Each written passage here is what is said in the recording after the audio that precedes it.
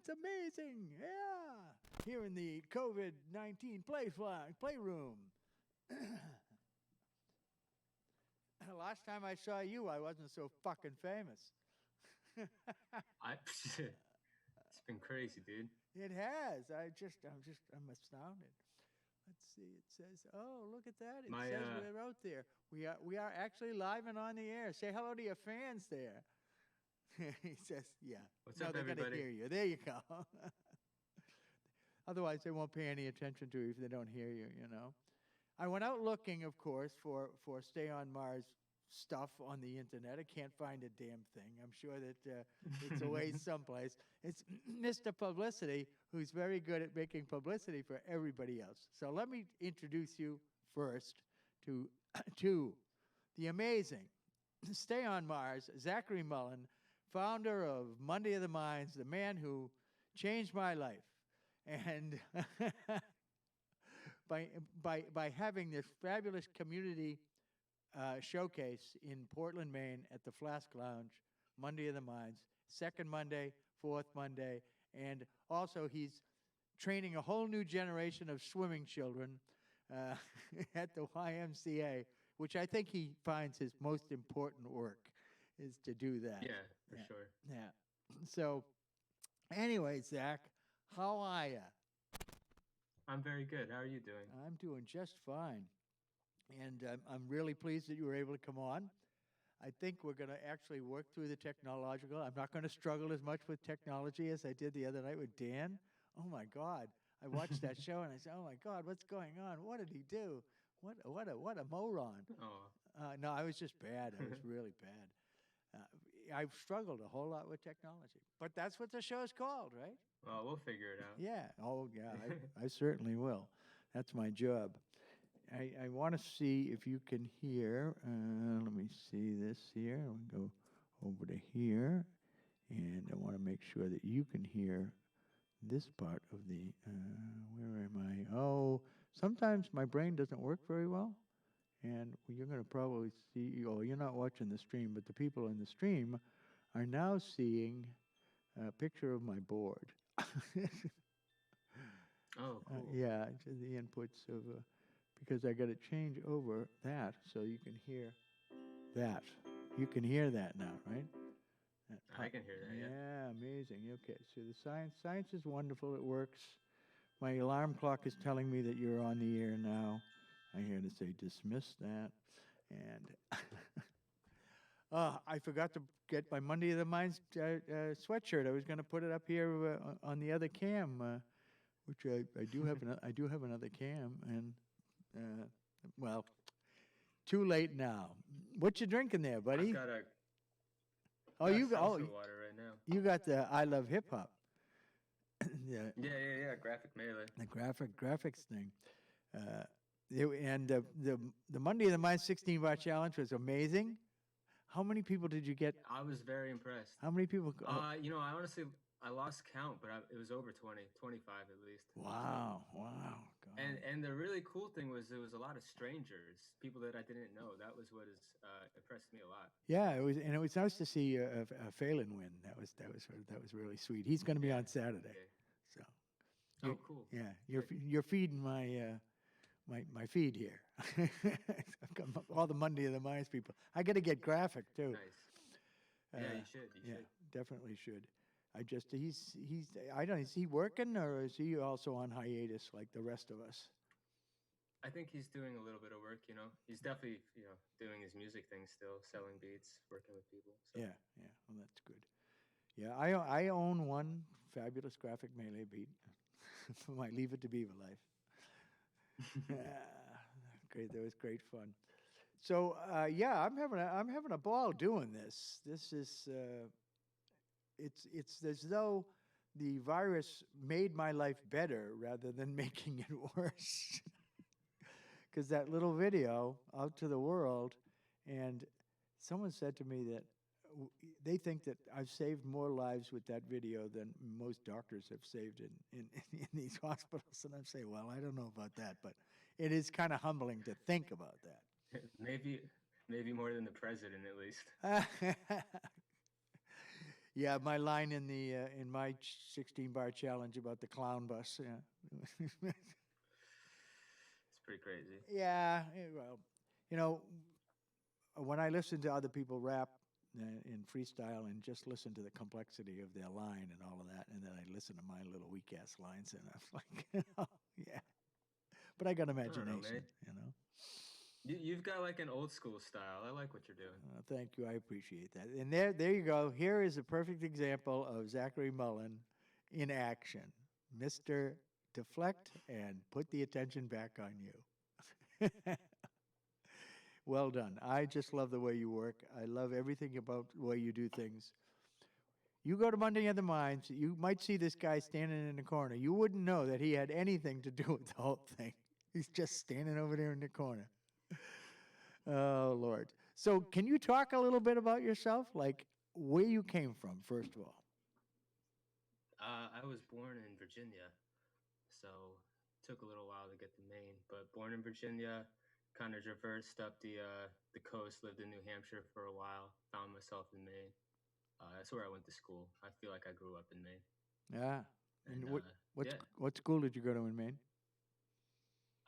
high school, Lincoln Academy and Hebron Academy. I spent 2 years at each.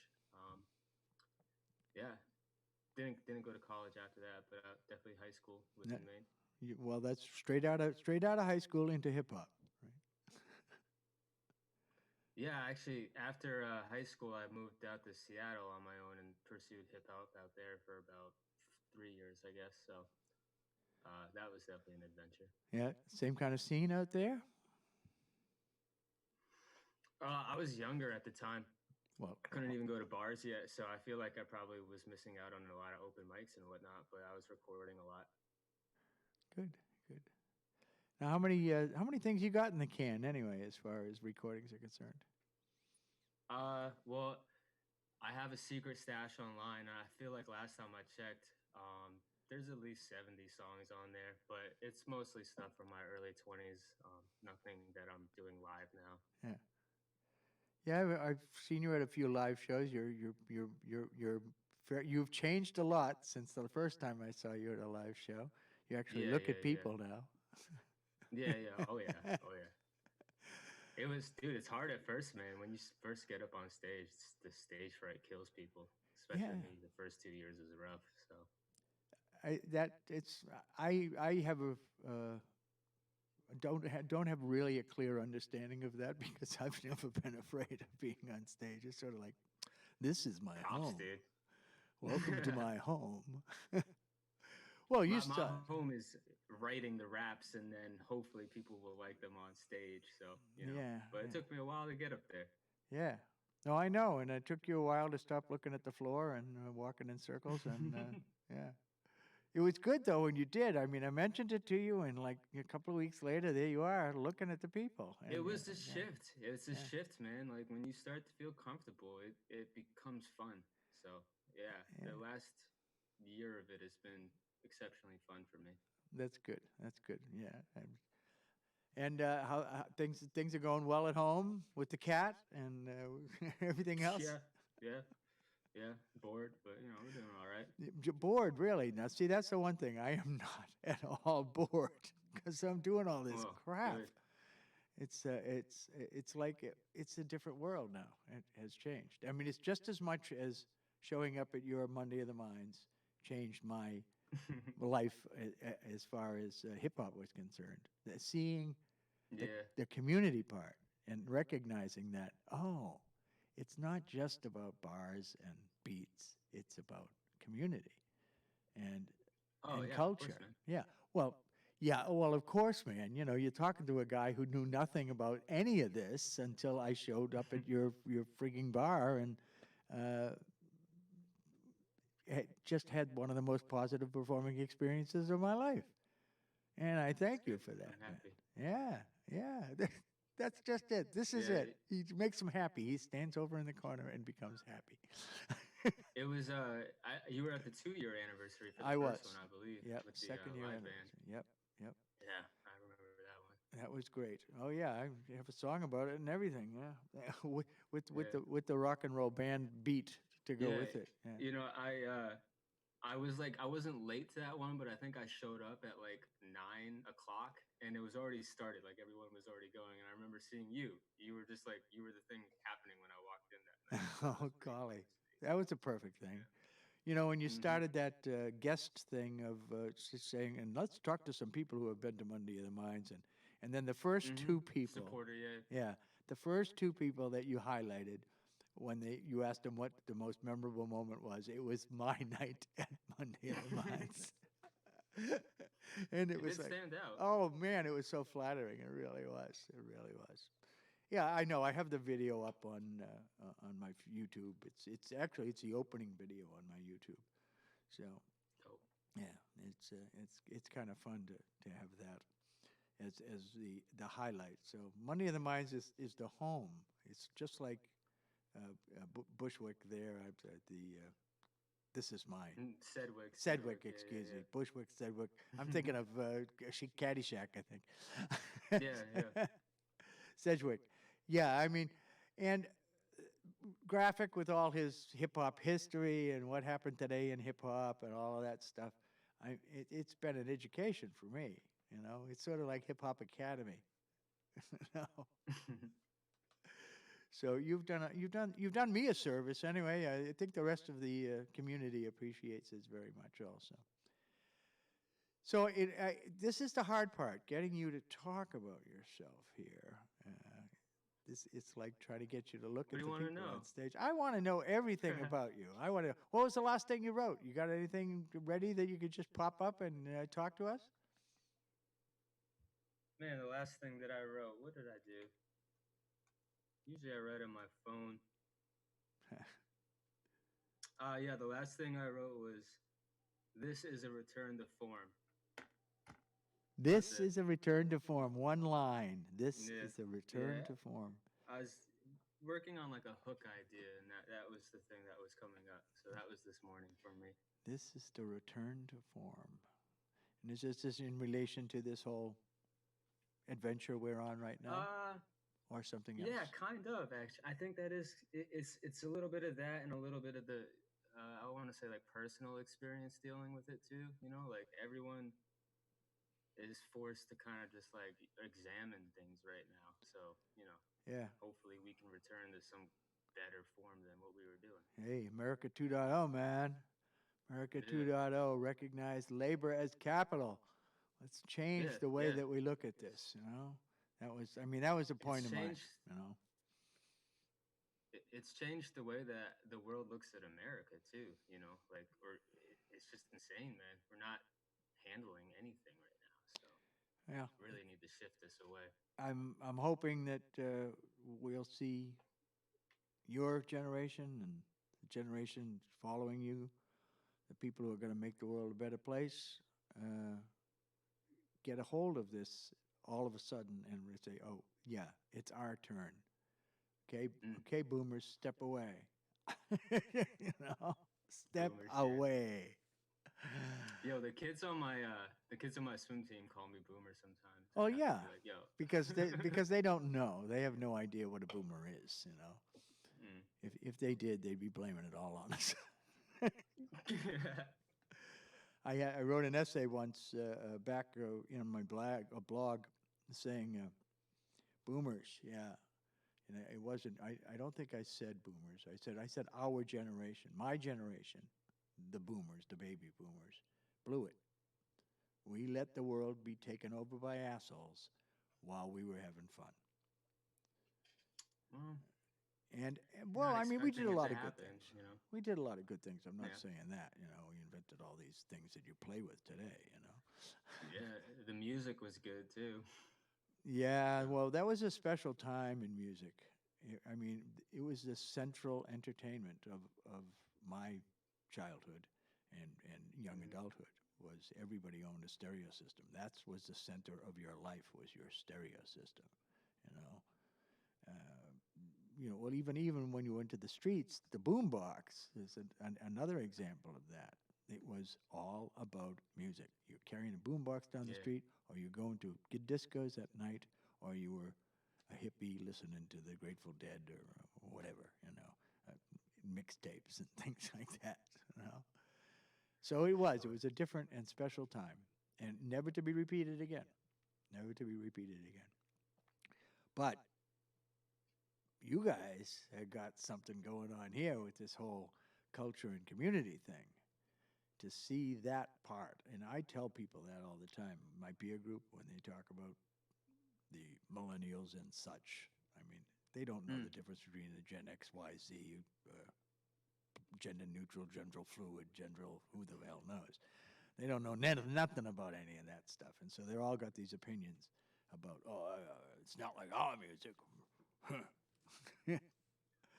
And I tell them, no, you guys are wrong, dead effing wrong.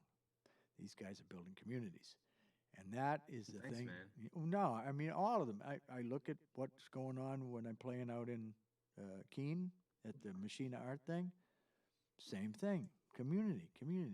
I see Miles going around doing his thing with planetary access and eating the map and all the rest of that. And it's just, I watch what Jamal Cooley does down there in Portsmouth. Just Kingdom, yeah. I love Kingdom is amazing. So all of this is amazing, and all of you guys have been really good to me. I get invited to do things. Mm-hmm. Yeah, it's kind of fun. It Hell really yeah, is man. fun. Yeah. So when you, I want to ask you about your reaction to Stay the Fuck at Home. Oh, I have a reaction actually. Yeah. It's funny. I knew you went viral because my dad sent me the video. My dad sends me like memes and weird videos that he sees, and they're always very random, nothing to do with anything that I'm, doing in my life. But he sent me that, and I was like, I know that guy. Like he comes to my hip hop night, and he had no idea that I know you at all. So that was my introduction to that. So that's amazing. Cool. Yeah, that's pretty cool. I got a lot of people who have said that they get sent it by somebody. One guy in New York, his polo league, the Croatians and things like that, they were sending it to him, saying, "Oh, look at this guy." That's crazy. Yeah, and it's like, "Oh yeah, that's my best friend's brother." Yeah, it's cool, man. I mean, it's international at this point. Oh, absolutely. There's a story about one of my nephews-in-law teaches Japanese adults English as a second language. They were locked down all of March, and then they finally brought them back for classes. The first night, these guys come up to him with their phone in their hand and hand him my video and say, "We don't think we should be here. We think we should be at home. We should be doing this online." And cool. So he took it to his boss. Now he didn't know it was me, because he hasn't seen me for a long, long time. So he, like, before the beard, all of that, he didn't know who the hell this was, this beardy old bloke. Yeah. And he takes it to his boss and says, "Yeah, I think we should do this. They brought this to me, and it's pretty funny." Yeah, it's pretty funny. But so they went to online classes. So, the first shirt was created by the Japanese, not by me. No way. Yeah. Yeah, kind of funny. Do you have one of the shirts now? Here I am. And actually, I can make an announcement today on the air that I was not real happy with the price, and I want to lower that price. So I'm pushing the price back down to $40, and we're still going to give the $20 to the Center for Responsible Destruction of Philanthropy or something like that. I forget what the name of it is. Disaster Philanthropy. Which was a good fund. I looked around at all of the various funds that were available, and this one was supporting all community groups, and I thought that's where the money needs to go, because that's that's dope. Yeah. So that'll be changing. That's will be changing up on the website, and I'm going to be sending some refunds to people who bought them at the full price. And it's still only going to be $1,000, but I'm going to move the date out to June 1st so that we have enough time to do this. I just thought a month was just not enough time to build the buzz and keep the buzz going. This is the other thing about this. Everybody says to me, "Oh, what are you doing now?" what's next? You know, what's the next song? It's like, good God, I gotta follow it up, right? I mean, I followed up with a couple of little things, and I have a bunch of little things that are going on, but nothing as big as that, you know. Mm. I did one the other day for the kids in graduation. You know,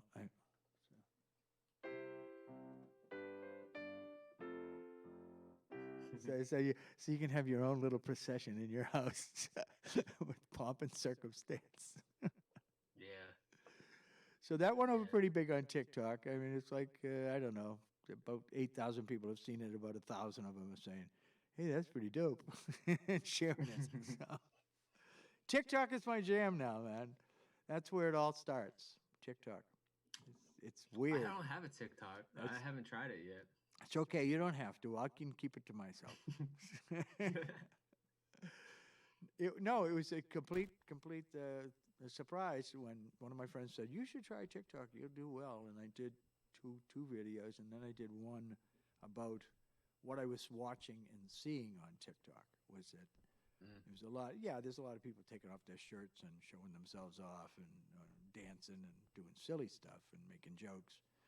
But there was a whole subculture of people who were coming out of the closet or just dealing with depression and anxiety, suicide, all this stuff, you know.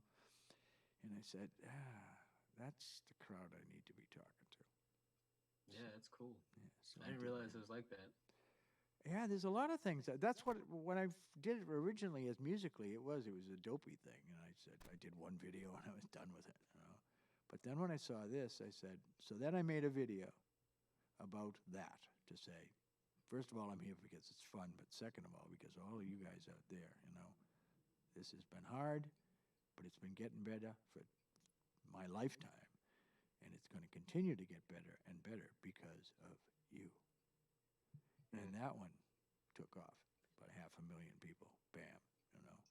Now that was No like, way, that's cool. yeah. So that was the video that the first time I was recognized on the street down in South Carolina. I'm in a bar, and this young lady comes up and says, "I know you." I said, "Yeah, TikTok." She said, "Yeah, but Twitter. Someone put it up on Twitter." And I said, and I don't even use my Twitter account. My Twitter feed was blown up, and I'm saying, what the hell is going on with the Twitter feed? And I didn't even look at it because I don't even know how to work Twitter. You know, the only reason I keep Twitter is to find out what the fucking stupid shit the president said every day and what the news people are saying back to it. You know, it's just like I look at the interface, I can't even make it work. It's like, oh yeah, dismiss. That's all I do. It's all news people and the president, and that's it. That's the Twitterverse as far as I'm concerned. And I'm down in Beaufort at the Beaufort International Film Festival, which I go to every year. Great little festival. And the phone is Twitter. What's this? Who the hell sending me stuff on Twitter? I don't use Twitter. So I just ignored it all. And then she tells me about this. And I go and look, and I had been shared like 33,000 times on Twitter. What the hell? That's crazy, man. That's really cool. Oh, it's a little insane because, you know, how do you operate on it? I some people kept, oh yeah, you got to start doing it, and it's like, I don't think so. I think I got enough to do with just Twitter and Facebook. Boy, Facebook has turned into a nightmare, and that's what I like about TikTok. TikTok is like, hey, welcome to the positive land. Welcome to Wonderland. Everybody's sort of supporting each other, and they all do the follow thing, and there's a bunch of little communities. Of course, there's a bunch of communities of people who are just devoted to being famous. The Hype House band, you know, the guys who those folks, and it's great that they get together and they create a house, and they're making videos all the time, and they're helping each other, and they're building up this whole thing and making money. That's good. I'm happy for them. But I really like all the little communities that are building in this, like your community, you know. So I'm sold on TikTok. I really am. I've actually have been neglecting it a little bit because everything else has been going on. I had to deal with this. I'm doing this show. So now my YouTube feed is bigger than my Twitter feed was. I've got like Nice. yeah. Well, not really bigger because I only got about 14,000 followers on YouTube. I got 156,000 or 160,000 on TikTok. Crazy. Twice a day I read them bedtime stories. 6 o'clock I read for the UTC crowd, the people in the east of Greenwich Mean Time, and I got Turkish people and Iranians and everything. Every What are you reading to them? Grimm's fairy tales right now, but we'll be moving on to other ones. All bedtime stories. That's what I'm going to stick with, you know. So I'll move on to Aesop or Hans Christian Andersen and some Nathaniel Hawthorne stuff like that. Just reading to people. It's kind of cute to do, you know. No, that's fun, man. I like that a lot. That's cool. And it's the whole because they consider me to be the Bob Ross of TikTok. The ASMR voice. TikTok Grandpa, that's my other nickname. So, there you go, yeah. So y'all got a TikTok Grandpa, bitches. So I do have to write a song about that, and I will be back to Monday of the Minds to debut it. Don't you worry.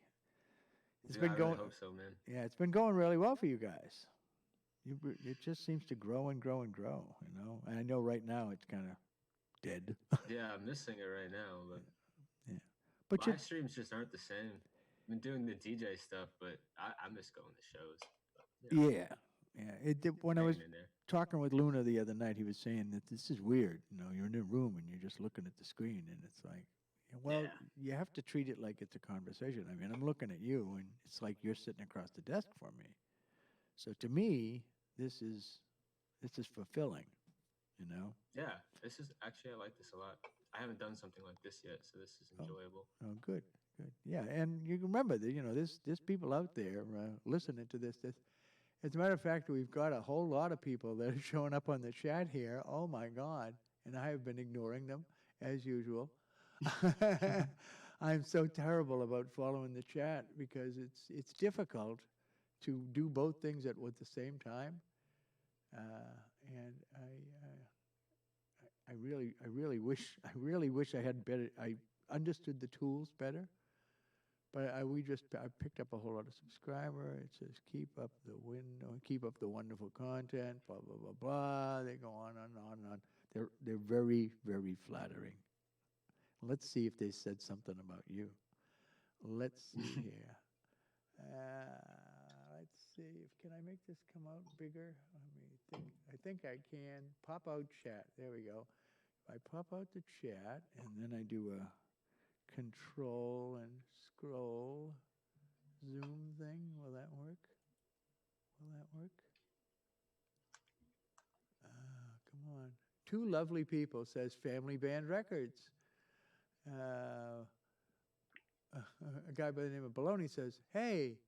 And Family Band says, love you, brothers. Hey, guys. Who is this saying, hey, guys?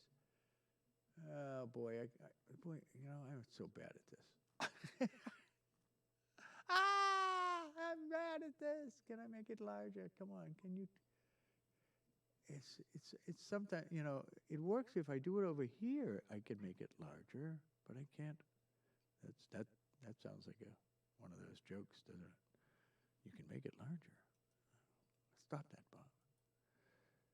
Once again, Bob being lewd and lascivious. I was actually on Fresh Kills program a couple of weeks ago.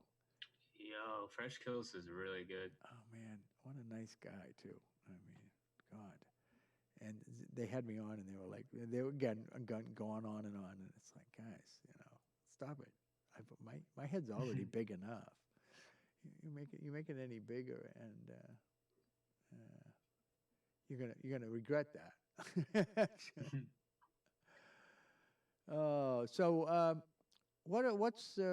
What's your plan? Do you know what you guys are going to be doing when and if we get back to doing things? Well, it's really up to Flask at this point. We're just waiting for that. Okay. As soon as we get permission to have venues being open, then Now, how Who are might they be doing? Are safest? they under control? Is I A mean, Flask? yeah.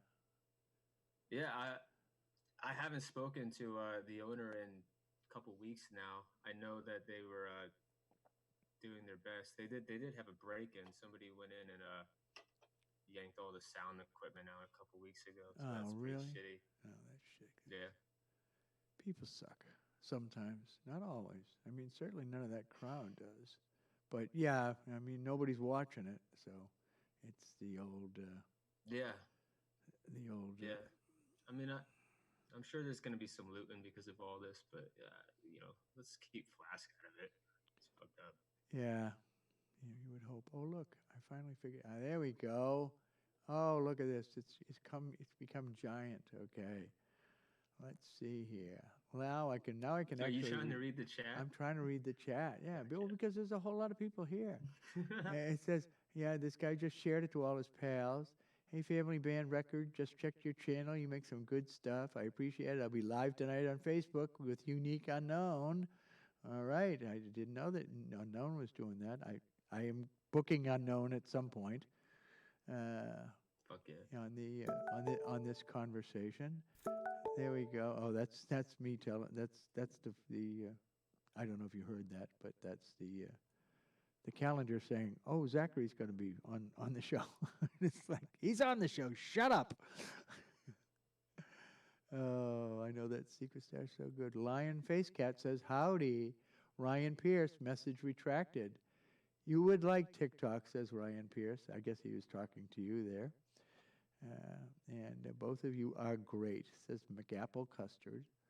And have a good stream. I need some sleep. Wow, so they must be, I don't know where they are. There's someplace where they should be sleeping. Well, anyway, so look, we actually had people talking to us. Yay! People are talking to us. That makes me feel good when I see the chat. I just have to get used to doing it this way. It's because I've got that over here, I got you over here. Zoom, when I'm doing a Zoom thing, I got to keep the Zoom thing up. So you don't see any of the things that I'm putting up when I put something up. If I put up a picture or something like that, you don't see that. And when I was doing that with, what's his name again? Dan, the other day. Dan. Oh, Lunar Landing. Yeah, Lunar Landing. So I was just off the wall. I was trying to do too many things and trying to bring things out to the people and try to show him at the same time, and you just couldn't do it. There was no way for me to do it. So I've got to think of new and improved ways to do these things. So who knows if it's going to work? Everyone's adapting right now, man. It's difficult. Oh yeah, and this for me, I mean, all of the technology here, in the COVID playground here, the COVID-19 playground, is it has been a struggle. That, let's get this working. Oh, how do we get this camera? How do we change to this? What do we do? Can we do this? Is it possible to do this? Let me try other things. Like, I'm going to try something right now. I'm going to swing over to the cam on my iPod or iPad.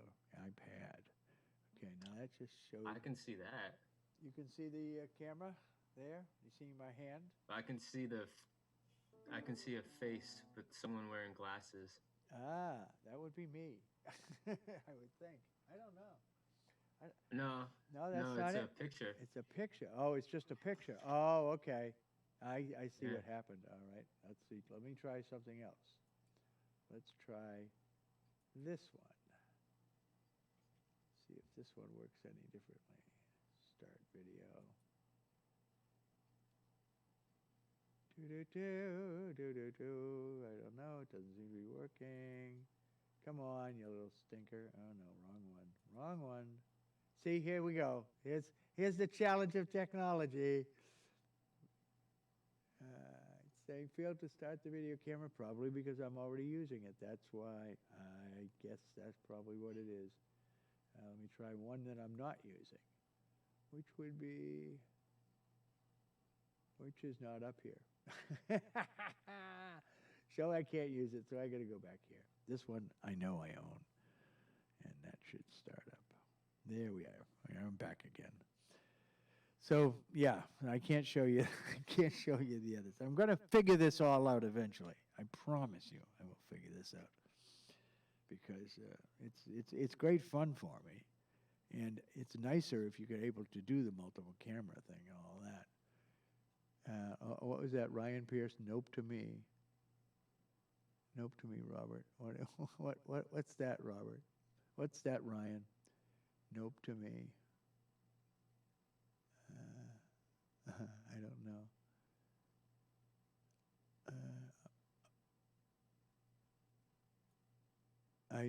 I guess when Ryan was talking about you would like TikTok, he was talking to you, not to me, because I do like TikTok. So it's in Ryan's there at 2:21, so he's still there watching us. I hope. You can join the conversation if you want, Ryan. I'm actually paying attention to this now. Oh, about who would like TikTok. I see. He's actually giving us an answer, so that's nice. So let me see, what else is going on in the world there, Zach? You've been just tied up at home with you and the cat, and occasionally I saw you get out to the store. I saw you with your New Fame, or no, not New Fame, your Miles Bullen mask. Yeah. So I don't have any masks. I'm not allowed to go out of the house. My wife will not let me go out. She says, no, I'll go to the store. That's good, man. Well, she's working. She's an essential employee because she works for the telephone company. And so she maintains all the offices around this area. So she's out every day. And the kids are here in school. I didn't have children, but now I have two wards, essentially. They're my grandnephews. That's cool. Yeah, one of them graduated high school this year. He came when he was 14. Now he's 18. And the other one just came last summer, and he's having a great time. He's learned how to drive the tractor. He wants to rake the driveway. He wants to do all this stuff, all this country stuff, because he was a city kid, So it's all new to him. We did some shooting yesterday in the backyard with one of his friends. Had to approve that through the mother. Well, you're not going to leave him alone with him. I said, no, I'm not going to leave him alone with firearms. Children and firearms? What are you, nuts? Especially teenagers. They just sometimes they do some dumb stuff with firearms. So it's good to have somebody there, an adult in the room, which we had a good time. I think we went through a number of the firearms in my collection, and they were suitably impressed. I like shooting. Shooting's fun. There you go. Yeah. So what else do you do besides the swimming? Actually, I wanted to ask you about the swimming part of this. How did you get going with swimming? I swam as a kid for multiple YMCA's in Maine. So I think I started swimming, on a swim team around age 9. So okay. Always connected to the Y? Progressed from there. Yeah. It comes from the Y. It's more of a love for the Y. So, but I've been the head swim coach for the Portland YMCA for 5 years now, I think, maybe 4.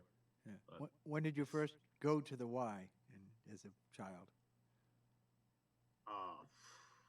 I don't know. Very early on. Very, very early on. Yeah. Okay, cool. I think there was definitely a Y in Virginia that we would go to. I remember taking swimming lessons or something like that. Okay, cool. So.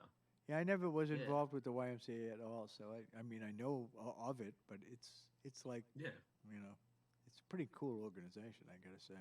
It's a community center, really. So it's a huge part of my life. Yeah. Yeah, well, that's part of what you do. You're Mr. Community guy. Trying, succeeding.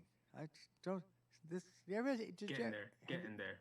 Have you ever, folks out there, seen anybody so self-deprecating as Zachary Mullin? Stay on Mars. It really is.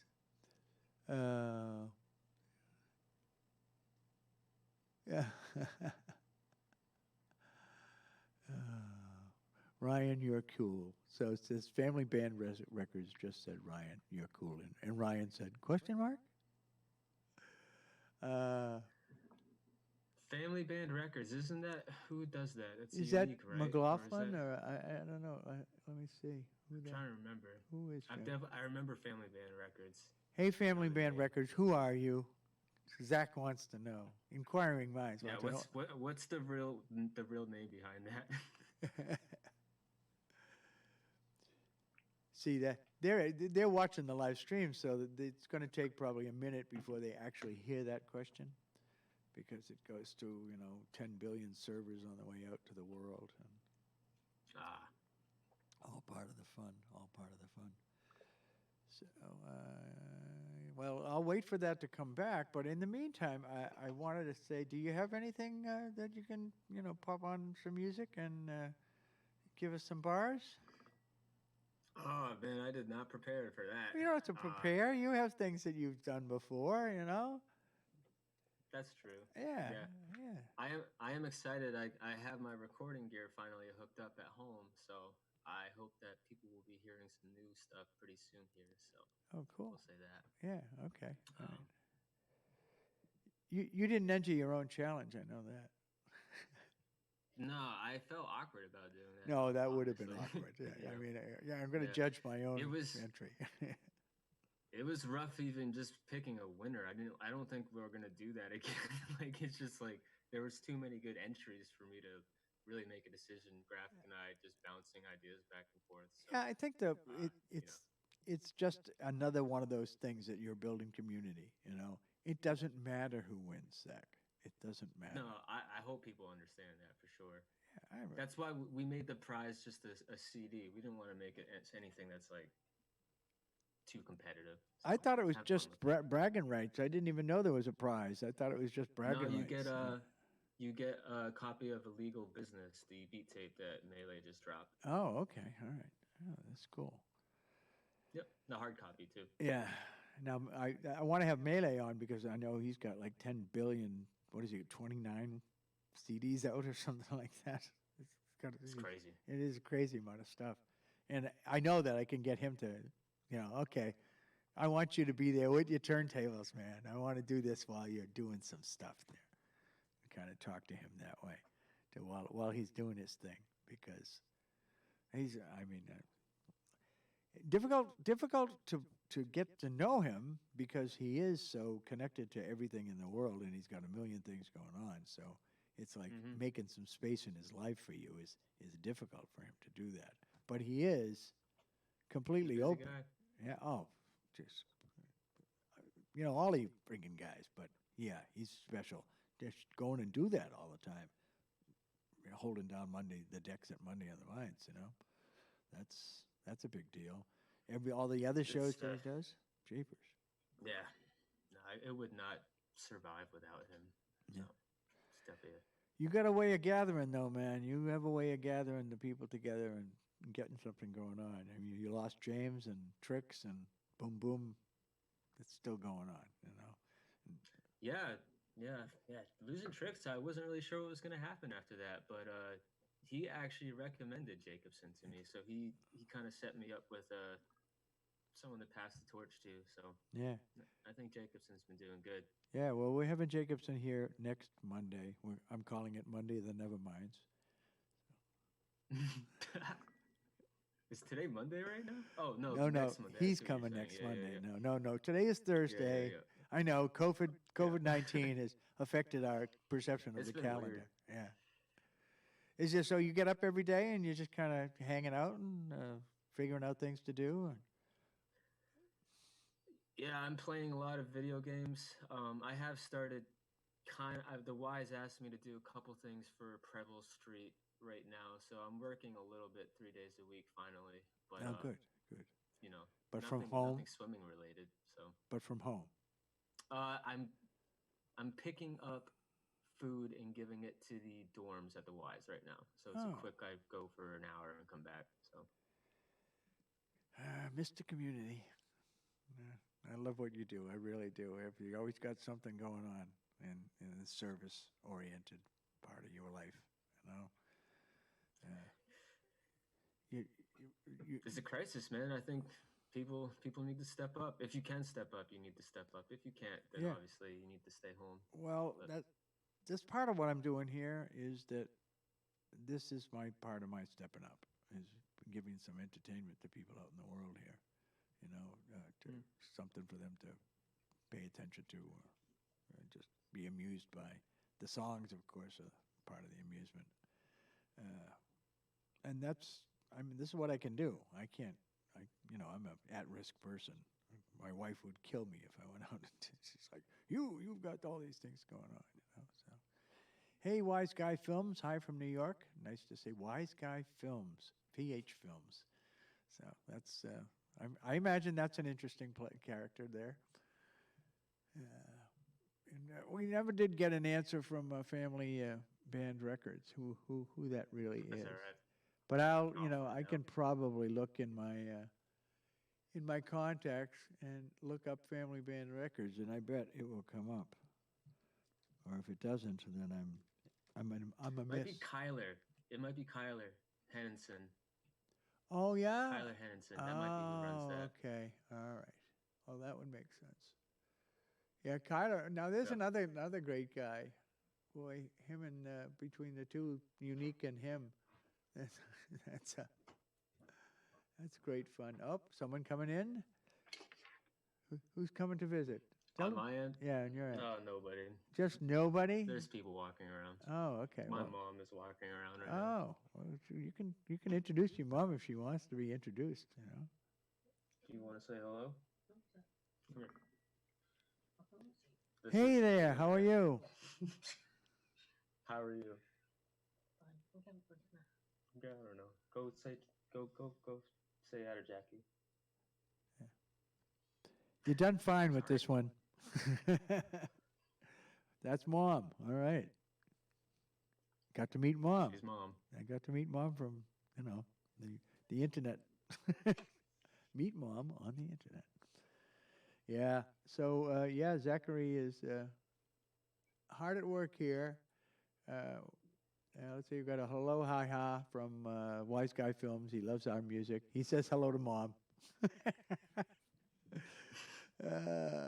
It's pretty funny. Nice.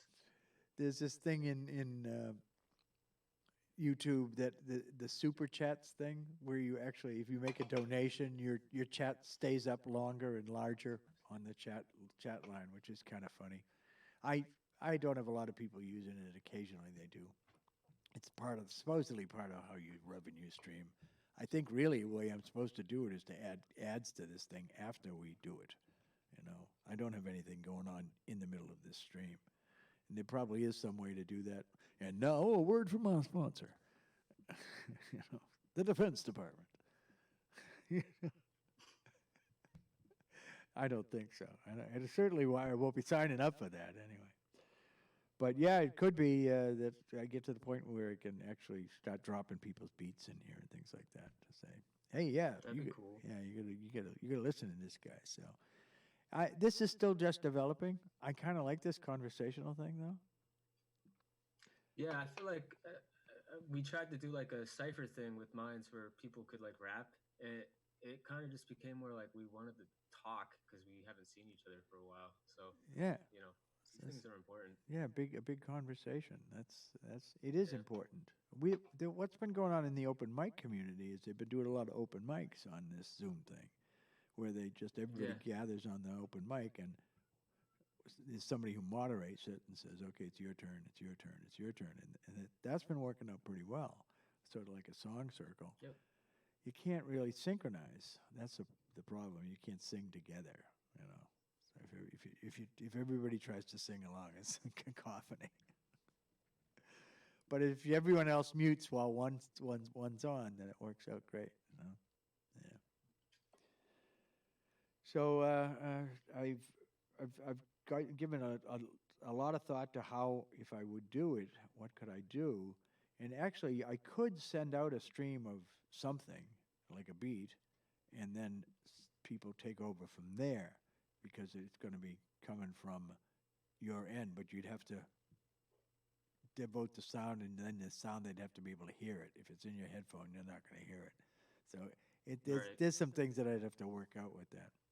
Oh, by the way, you can tell Graphic that I got a copyright claim on my video for A copyright claim. yeah, for 16 bar, a 16 bar challenge. Yeah. Oh, really? Yeah. Well, he must have published it on CD Baby. So the Oh, I see what you're saying. Yeah, yes, yeah, yeah. so the Oh, CD yeah. Baby bot Yeah. is out there going, "Oh, that's graphics. We want the That's money." crazy. So they claimed all the Yeah, money. huh. So I sent a claim in and I said, "No, you don't get all the money. This is the derivative art. He gave us permission to use this. So we got to split the Yeah, money." yeah. So that's my That's weird. challenge to CD Baby. They have 30 days to get back and say whether or not they agree or not. So, but they may, he may hear from CD Baby saying, "Hey, this guy is That's saying weird, it's man. derivative art." Well, yeah, I because wonder if anyone else has run into that. only if they monetize on YouTube. Mm. See, Oh, I see what you're saying. Yeah, yeah, yeah, yeah, yeah. yeah. So Yeah. so they're saying, well, if you monetize and if I make any money off it, it belongs to Graphic or it belongs to CD Baby, Mm. who shares it. I don't know what their revenue sharing is. I've been telling people, Google Play Music. If you're going to buy stuff, buy it from Google Play Music, because you buy a download 99 cents, 70 cents goes to the artist. And it's a much better pay than anybody else in all of those streaming Yeah, services. that's pretty good. Yeah. So I'm trying to make them the king.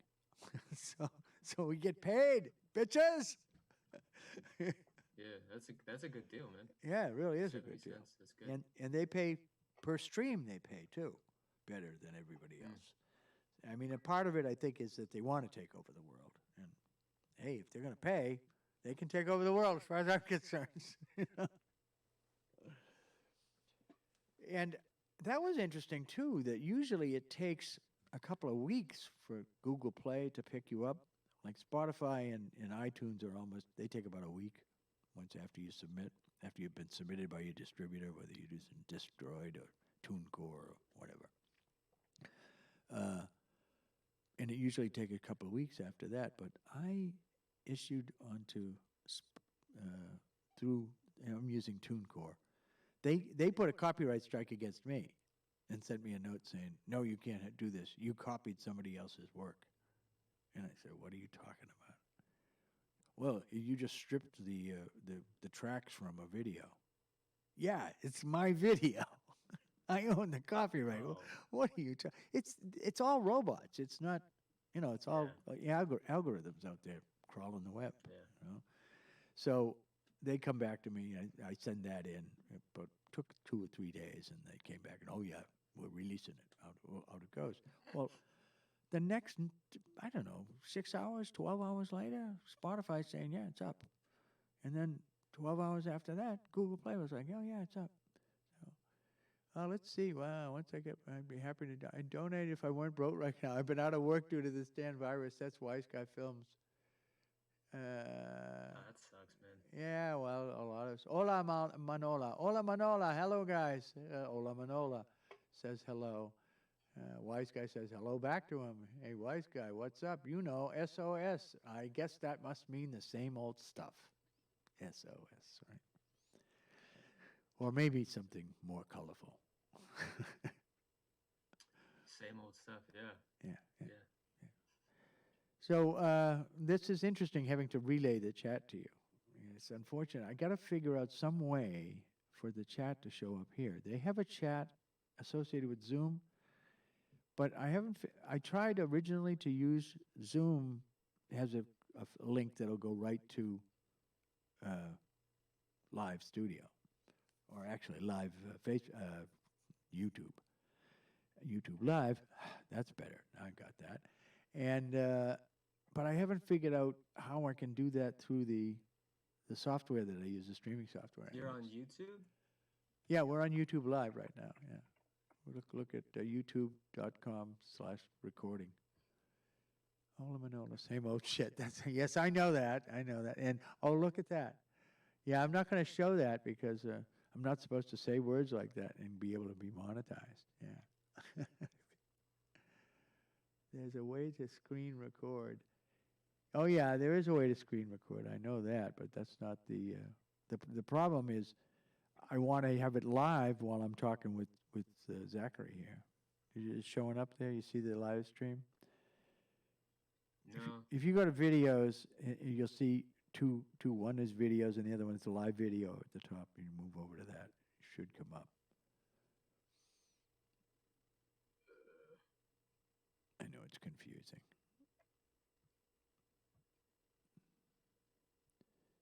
And we're going to be, we'll be at least a minute behind, I think.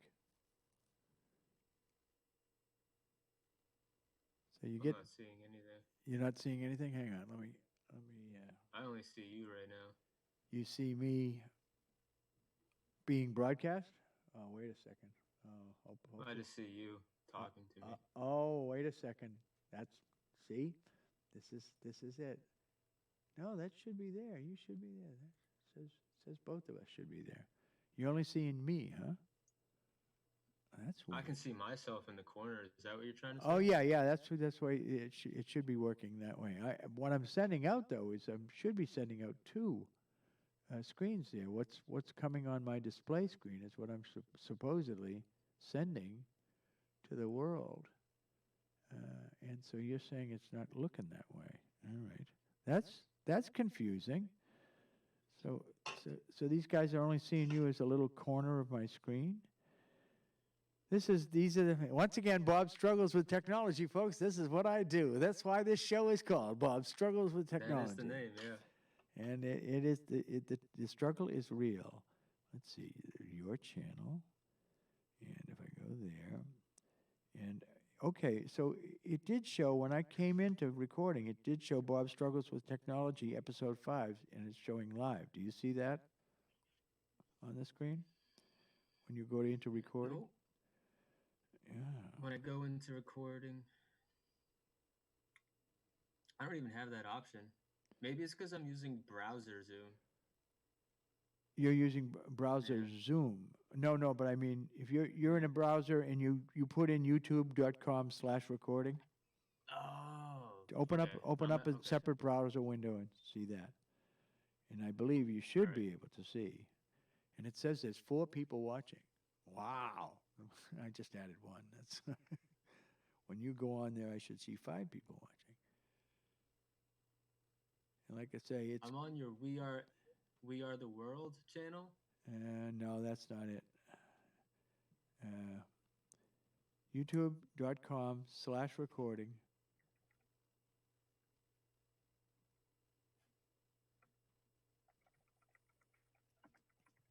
/recording. REKORDN, yep. And hit enter, and what comes up. You should have a couple of choices there. There should be one that says my channel. Something's happening. Slowly but surely it happens. Episode 5. There, click on that. Wants me to answer a survey. Here we go. Oh. And there we are. Look at yourself. I see this now. Now, I don't know how big the delay is, how long it's taking to get from here to the server, to another server, to another server, and then back down to you. On that. But so that's... I can see the chat now, too. That's the important thing, to be able to see the chat. Yeah. So that's what I have to do then, I guess, is tell you guys that, okay, open up the live stream, and then you can see the chat at least. And you can actually, you can pop out the chat so you can not pay any attention to the pictures.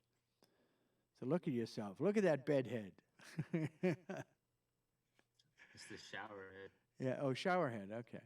Yeah, now see, the other thing I can do is I can, rather than, I could make you larger, and you'll go to the speaker view, which when you're speaking, now it's just you and I'm in the little tiny box above you, right over your head. I'm over your head. At least that's the way it looks to me. Is that how it looks to you right now? It's just a big picture of Zach. It might take a minute before that shows up. That's right. That's the other thing. This delay thing is that's really true. crazy. Yeah. It takes a while. Mine's delayed right now. Yeah. So it should eventually you will see the big screen picture. Now it's doing it. See, there you are. So that may be too disconcerting. We can make you full screen, and because what I'm doing is I'm showing my display. So when I do this, that's what it is. You're seeing what I'm seeing on my second screen. On my other screen is something else entirely, and I can change what I'm sending out there. So I can, well, like this. I can do this, and turn this on. And when I do this, my video will. I can hear the beat right now. Yeah, probably. But it will take a minute for that to show up too.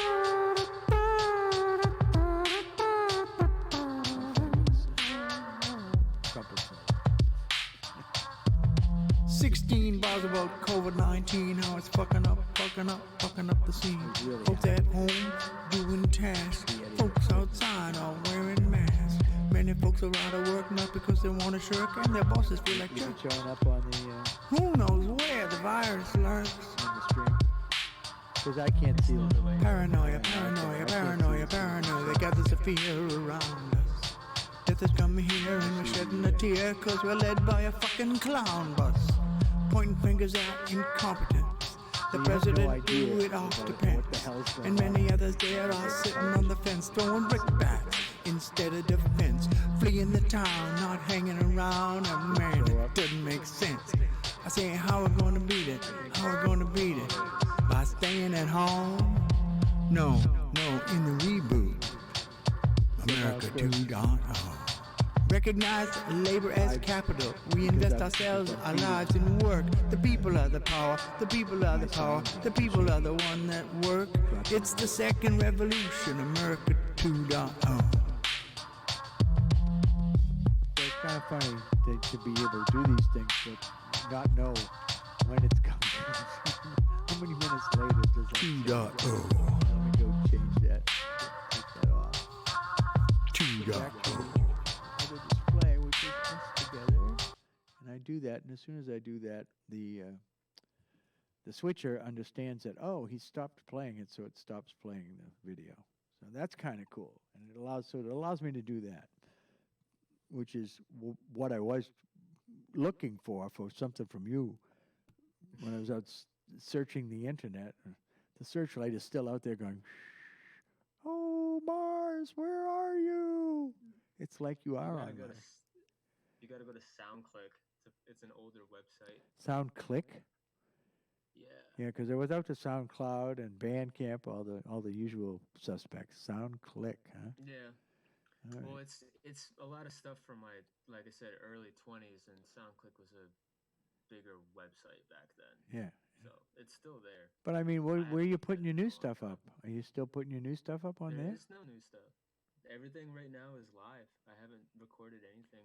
Oh, So if you see okay. a song at a show, that's all it is right now. So But are you putting the beats together, or is somebody else building the beats for you? Or how you doing? I usually get beats from other people. You do, okay. I like writing and promoting shows and I know you and do. stuff. Yeah, I know you do. You're very good at it. And I'm We all hoping. have strengths. Yeah, I'm hoping that we get a chance to come back. That probably is something I'm going to write about. But what do we get? What venue is going to be the first one to open up again, and who's going to strike while the iron's hot? Yeah, I haven't really thought about that. Yeah, Mm. it's true. Well, you are the impresario, as far as I'm concerned. It should be on your card because you are an impresario. And a lot of people don't understand what an impresario is. You're not just a promoter. You're really putting shit together.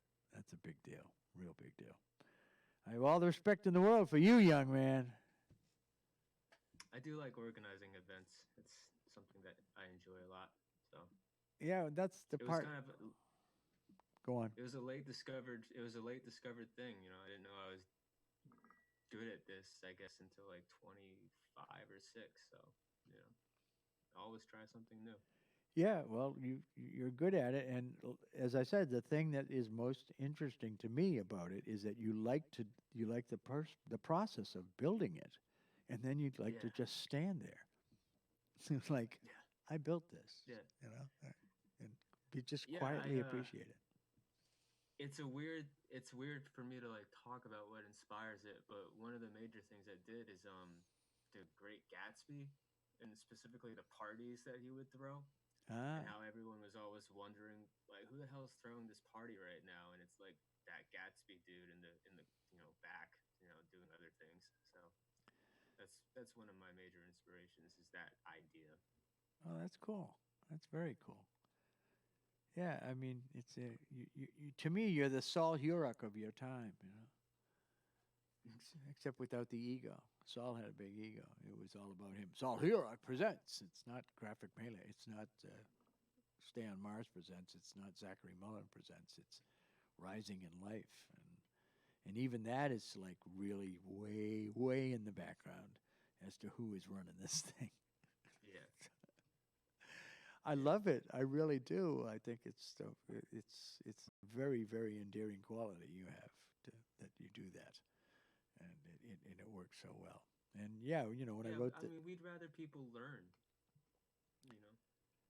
well, you're teaching, but Yeah. part of it You'll is find out who's doing it. So, yeah. Part of it though, I think it's good for you to have sort of a little bit more public face, just so that people know who to go talk to find out how to do this. You know. maybe I should get a staff shirt. Yeah. No. An armband staff. Yeah. Spell it like the infection. STAPH staff. Yeah. Yeah. Yeah, it's weird because like the night will be going on, and Jacobson will be like, "Yo, if you're trying to buy a T-shirt, make sure you go talk to Stay on Mars." And most of the time, people don't even know who Stay on Mars is. So That's maybe I something you should be could the one do. selling T-shirts. You should have a Stay on Mars impression somehow. A shirt or something that says you are Stay on Mars. Yeah. It's That's not a bad idea. yeah. You make a nice Mars shirt. Get a nice one of them nice pictures from the Mars rover. And say there he is. He's Stay on. Look, his shirt's on Mars. I don't know about the rest of them. Yeah, because that's all I ever think about when I hear you say that Stay on Mars. I just think I grew up in the space program, and it's like, yeah, I understand where you're coming from. That whole idea of that excitement of the red planet and all of that. It's just, it's amazing. It's amazing. But I'm glad that you came on and that you seem comfortable, even though you're not talking a whole lot. But that's you. You don't talk a whole lot. I have to kind of, I don't know. I like to talk, so you're hearing it from me. You're always going to hear it from me. I like to talk. All right, let's see what else we got I here. enjoy people asking questions, but revealing things is a struggle. I'm shy, I guess, but when people ask things, I usually answer. So Yeah, well, let me know. You don't think you have to it's a reveal things. I think what I should tell them though is that now that if I get people to do that, actually call up the chat so that they can see it, and if you see the little the three button menu up in the corner of the chat box, there's a little dot thing. Yeah. Yeah, if you click on that, there's one that says pop out chat, and you can pop out the chat so that you can not have to watch the rest of it, and you can just watch the chat. So I think I will plan to tell people to do that so that they can see when people ask them questions and things like that. I could say, hey, if you want to ask Zach a question, put it in the chat. If you're out there, put it in the chat. We've got 4 concurrent viewers right now, which we're 2 of them.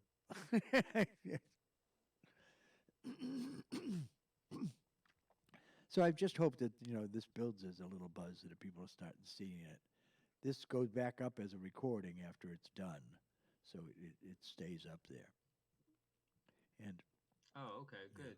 And that's when I can monetize. I can stick in ads and things like that. Nice.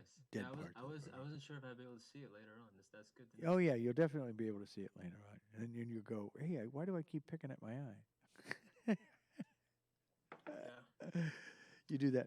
You do this thing. You're one of those people that I don't want anyone to know that I really. I never know what to do with my hands. They're just around. So Yeah, you know what that's to do with your takes a lot. hands, and the people, a lot of that on stage, that is a problem.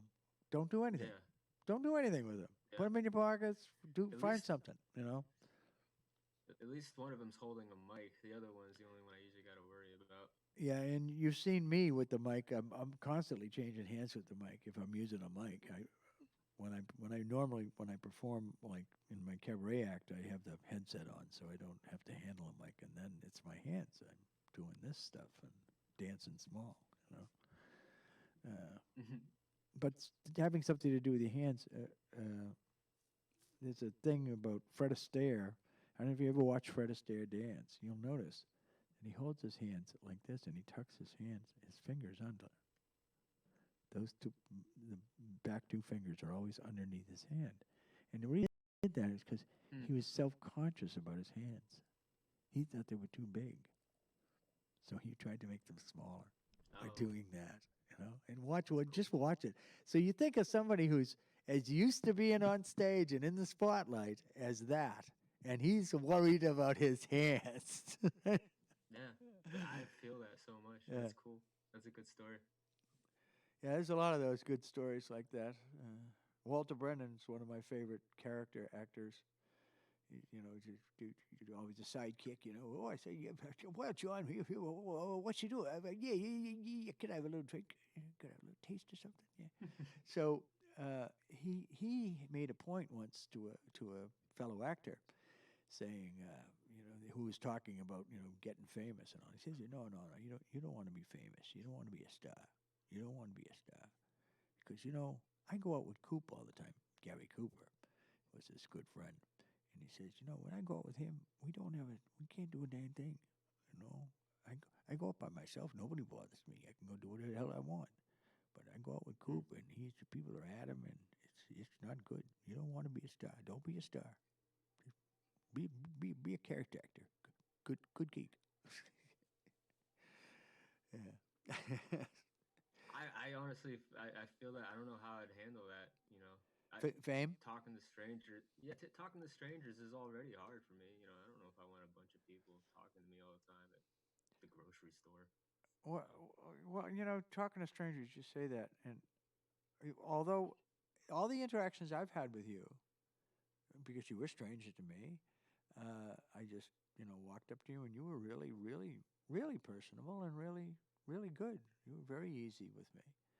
Now I don't know if that's because that's good to know. I do that, or if that's because you actually do react that way. I haven't seen you with other people, so I don't really know. I've only whatever interactions I've had with you. Depends. Yeah. Well, I suppose it depends on the person too. But you are real good at that too. Handling all kinds. I have seen that. I've seen that part of Stay on Mars. That part of the impresario at work. About There's a lot of people in this world, man. Yeah, there are, and they're all worth talking to. Most of them are anyway. And you treat them all well, and that's a real skill unto itself to be able to do that. And your gathering skills, as I said, you just when I wrote that song about gratitude, I want to thank all the people who put on shows this year. You were that. That was the guy I was talking about. Was you? Oh, thanks, man. Yeah, that was fun doing that when I did that song. It's the closest I could possibly come to freestyling was to do that one. I'm doing this right now. I'll make you lunch after, okay? You're all right. I'll make you lunch after. Oh, you got to make lunch? I don't want. Yeah, I gotta get out of here in a little bit. Okay, I don't want to keep you from your appointed duties. But it has been. They are appointed. Yeah. Well, yeah. I'm glad. I've talked with you about that. Just that's very impressive to me too. You're a man with duty. You understand duty, which is a lot of people don't understand duty at all. So that's good. You're fulfilling all of that. This is, we've been on, how long have we been on here for? What does it say? I can't tell. But we've been on for a little while. Yeah. What time have I got here? It says 3 o'clock. Yeah. So we've been on for a little bit because it was just before 2 that you said, yeah, you want to start now? And I said, okay, why not? So yeah, so we've been sitting here an hour doing this. You seem very comfortable with it. It's kind of fun to do. I'm enjoying it really a whole lot, you know. So everyone I've had on so far has been like that, you know. There's been that nice conversation going on. You've said the least of all the people that I've had on. That's Zachary. And now I'm going to have an interview with someone who doesn't talk. Yeah, I had an interview the other day with Rhyme Beat, Ben Panette's thing, and I brought graphic with me because I knew I wouldn't be able to hold my own on the whole thing. But you So I had can. to have another person. You definitely can hold it. You can do it. It's just you need some stories. That's all. You know, a couple of go-to stories that you always use. You know, I remember when I got first started with swimming. When I was thrown off the schooner off the coast of Maine. Right. You know, that kind of thing. Well, even if it's not true. That would require talking about myself. So, you know. Well, you can tell a story about somebody else if you're more comfortable doing that. But get a couple of things in your repertoire that you use for stuff like this. You say, "Oh yeah, I was talking with Graphic. Graphic does all this, blah blah blah blah blah blah." Or that moron Bobby Kelly, he had me on the show the other day, and I had to, you know, he did all the talking. I didn't have to talk at all. It was great. That kind of thing. Just get a couple of those in your pocket, you know, so that you have a go-to thing for when you do feel uncomfortable, when you don't think you know what to talk about. You have something that you can talk about, you know, your first tricycle. I do have one question for you. Yeah. What is the blue thing behind you? Oh, That's like a dinosaur. Yeah, that's a dragon. That's a Freddy. Oh. Freddie is the that looks cool. PhD. He's spelled with a PH. Freddie with a PH, and he has a PhD. Very good. Yeah, he has a PhD in promosexuality. He's a promosexual. He promotes sexuality of all types. Doesn't matter what kind. Freddie is all in favor of recreational sex. He thinks it's an amazing thing, and he wants everyone to promote. He wants to promote everyone's sexuality, no matter what it is. Freddie's in charge of that.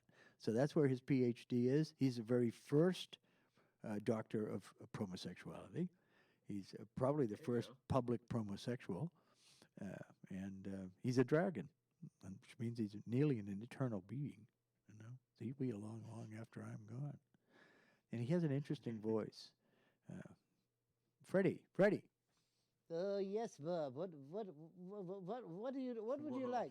Zachary seems like a very, very fine person, and I'm sure he promotes his own sexuality, does he not? See, he has a very interesting voice. He's sort of like Clyde. He's a doctor. Yeah, and he's a doctor.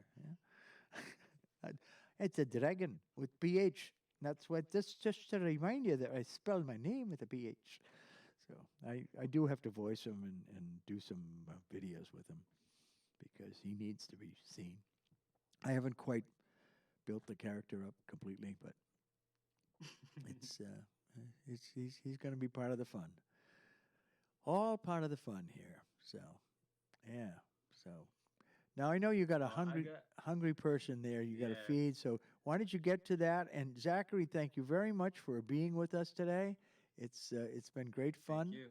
And you know, just tell everybody you know that it was so much fun that you just think that everybody should do this. Congrats on your success too, man. It's really cool to see. Yeah, it's that's very weird. I mean, I haven't made a penny on it, you know, but there are 30 million people. Plus, I got a thing from a guy in China the other day. He says, "Oh, millions of people in China using your song, singing your song." I said, "Oh man." So, that's really cool. It's kind of amazing. You know, I'll probably go someplace sometimes, and Chinese tourists will stop and say, oh, Mr. Stay the fucking home. Oh, God. All right. Well, great. Thanks. Cool. Thank you very much for joining. And you sign off from that end, and I'll be taking over back to back to the studio, because I've got a really interesting guy coming in at 4 o'clock, who I met out at Cinequest, and who's a Hollywood producer. Ooh, a fancy Hollywood producer.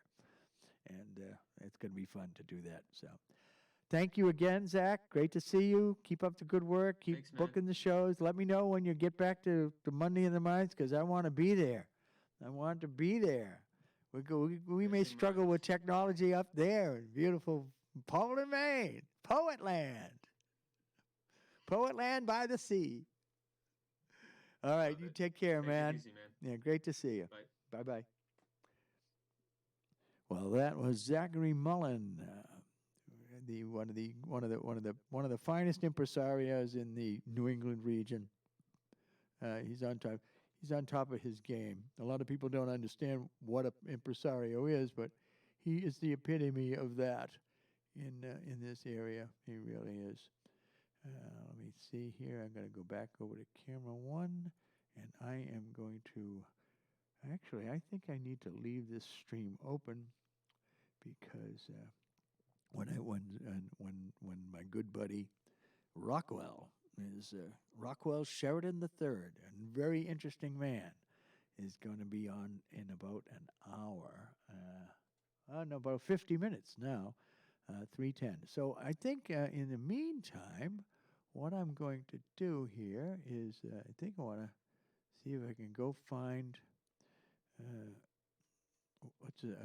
Lunar Landing's new piece that he just put out, and put that up on the line here while I take a short break for myself to handle the things that that need to be handled every once in a while in this business, and also to make my gluteus maximus a lot more comfortable by getting up for a minute or two while that plays. Now, let me just see if I can bring this up.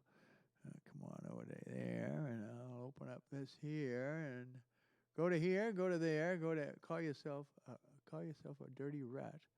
And I'll put that in there and say Bandcamp, and I bet you, even it's not really his latest thing. He was telling me the other day that the song is older, but the video is new. So that's Bandcamp of Lunar Landing. There we go. We're going to bring him up, and we're going to bring up some stuff from there for him. Oh, no, that's the wrong one, Bob, is it? No. I got the wrong one.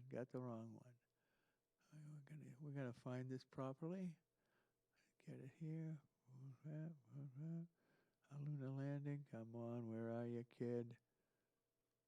Oh yes. Well, of course, this is going to give me a hard time, as usual. I'm struggling with technology, folks. This is what I do. I struggle with technology, and you get to see it happen live before your very eyes as Bob fights his way through. And boy, you would think when you put in a Lunar Landing Bandcamp that it would come up with the right thing, but it doesn't.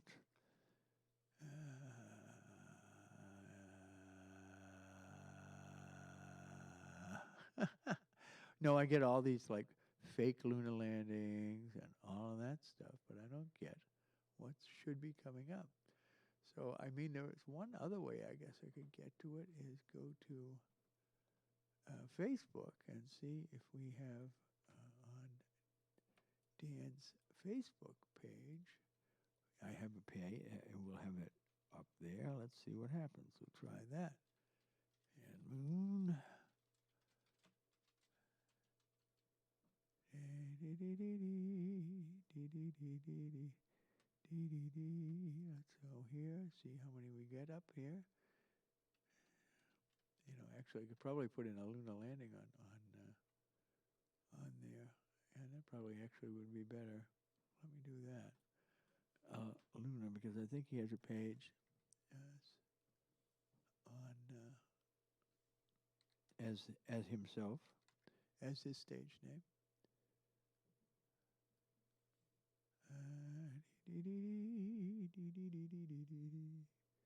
lunar lens ding.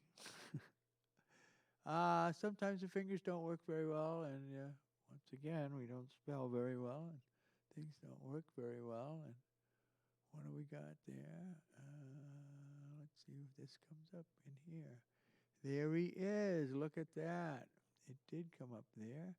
And if I do that, if I say that page, and then bring that up, and there we go. We got his page up there. And what I will do is swing it over here in front of my face, and there you are.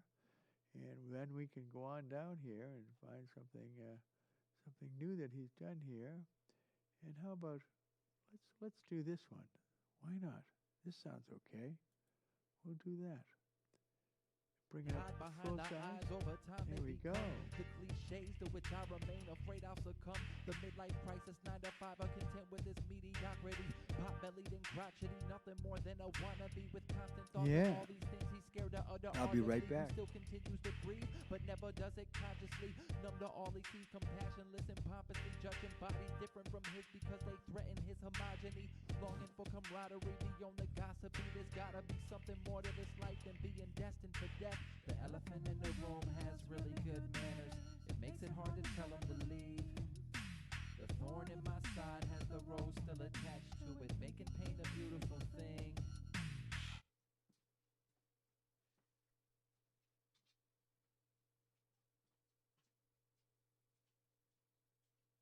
We're almost there. I think maybe we'll get it right this time. Yeah.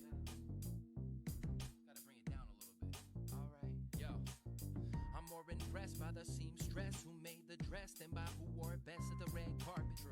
Got more respect for the architect who designed the skyscraper than for the billionaires who fronted the money to have it paid for. All about the labor. Check the papers enclosing your CD jewel case. You will discover the true names of the pleasure givers, the clever figures who dedicated their evening to seemingly meaningless endeavors and weathered the past due notices with empty pockets, rocking hopelessness like it's in vogue, invoking soulfulness to combat the bogus non-factors, turning into game changers, working 9 to 5 for lame wages and never complaining, maintaining positivity with strangers in the streets, exchanging symphonies to demonstrate resiliency. They're never giving up. We're never giving up. We'll never give it up. Just to give it up, you've gotta earn that applause. I feel the closest to those who feeling withdrawn. I keep writing till my fear is gone. Harshest withdrawals come from trying to quit this written medium. Fits of panic hit like a whiff of the pits of bohemians dancing in South Floridian summers. It turns me Dionysian, drinking just to cover up this pain that's creeping in, trying to decipher the meaning in the empty bottles, coming up with nothing deep again, refusing to go deep within and begin, and dealing with the true deviants. Breaking through means taking views which would normally be askew to what you truly believe, and using them to see. I'm learning how to breathe again. Inhale, exhale, find true peace and then apply it. You work your whole life just to die, and that's the one thing you can't be defiant of. I'm trying to come to grips with the fact I'll only exist in the minds of people I knew, remembering things that I did. To some I'm a kid, cute, cuddling, cooing. To others I'm a brother without grabbing the brew. To some I'll be an asshole, to some I'm a fake. To a lot of girls I'll be a mistake, and that's okay, cause however I'm remembered is probably true. Only a few will know the truth, and that's cool. To every other stranger you are how you appear, but remember you are not your beard. To every other stranger you are how you appear, but remember you are not your beard. To every other stranger you are how you appear, but remember you are not your beard. To every other stranger you are how you appear, but remember you are not your beard. All right, that looking pretty good. I'll be back. I still need to get a couple more things. Uh-oh.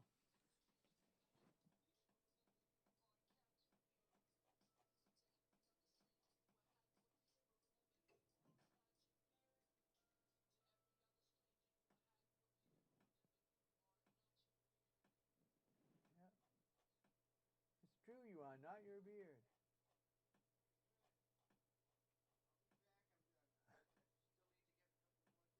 Still working through some things here.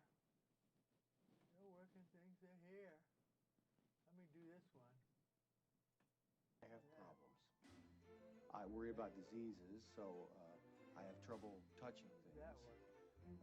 Public. I'll be right back. I just got to get my pills. I forgot I hadn't taken my pills As long yet. as I'm in my apartment, I'm okay. My doctor be But mad. when at I me. want to go out, I get weird. Talk about weird. Talk about weird. What happens if I'm not prepared for the worst? I'm fretting, forgetting my normal is already past. What a scared person incurs when everything around them starts crumbling down and they can't.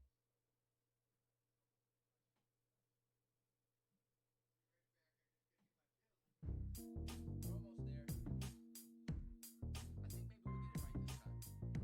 right this time. Yeah. Gotta bring it down a little bit. Alright. Yo. I'm more impressed by the seamstress who made the dress than by who wore it best at the red carpet. True. Got more respect for the architect who designed the skyscraper than for the billionaires who fronted the money to have it paid for. All about the labor. Check the papers enclosed in your CD jewel case. You will discover the true names of the pleasure givers, the clever figures who dedicated their evening to seemingly meaningless endeavors and weathered the past due notices with empty pockets, rocking hopelessness like it's in vogue, invoking soulfulness to combat the bogus non-factors, turning into game changers, working 9 to 5 for lame wages and never complaining, maintaining positivity with strangers in the streets, exchanging symphonies to demonstrate resiliency. They're never giving up. We're never giving up. We'll never give it up. Just to give it up, you've gotta earn that applause. I feel the closest to those who feeling withdrawn. I keep writing till my fear is gone. Harshest withdrawals come from trying to quit this written medium. Fits of panic hit like a whiff of the pits of bohemians dancing in South Floridian summers. It turns me Dionysian, drinking just to cover up this pain that's creeping in, trying to decipher the meaning in the empty bottles, coming up with nothing deep again, refusing to go deep within and begin, and dealing with the true deviants, breaking through me's taking views which would normally be askew to what you truly believe, and using them to see. I'm learning how to breathe again. Inhale, exhale, find true peace and then apply it. You work your whole life just to die, and that's the one thing you can't be defiant of. I'm trying to come to grips with the fact I'll only exist in the minds of people I knew, remembering things that I did to some I'm a kid, cute, cuddling, cool, and Yeah, thank you for filling in for me there, Luna. That's very nice of you. Ah, there we go. Back in the saddle again. Yeah, this is Bobby Kelly, also known as Recording, also known as Bob Struggles with Technology, and he is struggling with technology today, although it's going a lot better than it went the other night. So I feel bad for Dan Moon, a lunar landing, because he had to suffer with some of it, some of my struggles with technology, a lot of my struggles with technology the other night. Today it has gone a lot better. So it's kind of nice to have that. I didn't realize that I had the volume up over there, and now I'm getting a feedback from a computer across the room. So give me a second. I'm going to go turn that off. Once again, dead air, Bob. Dead air. Not the best thing to do. Nevertheless, there goes the headphones.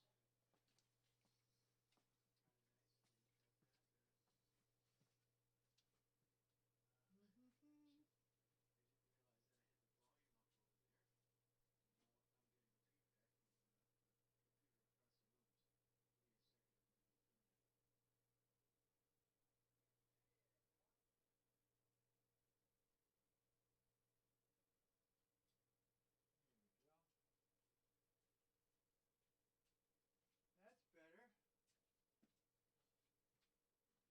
Now we will no longer hear that talking to me across the room, but I can still see the pictures so I can know what's going on, which is an important thing, to know what's going on. What's going on?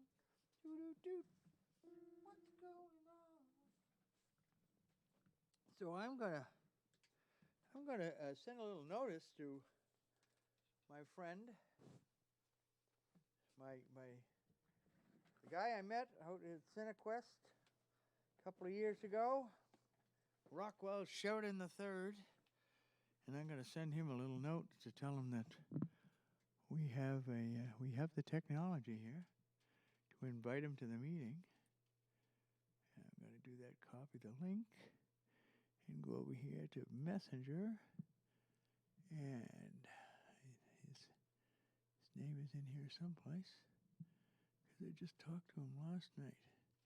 Actually talked to him on the phone, which was very unusual to talk to him on the phone.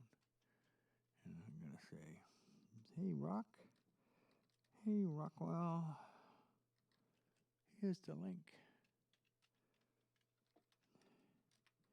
Here's the link. Whenever you're ready.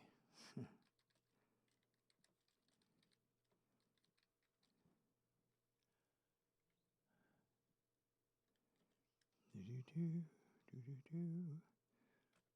that. Yeah, I mean, he grew up around the corner from Abbey Road.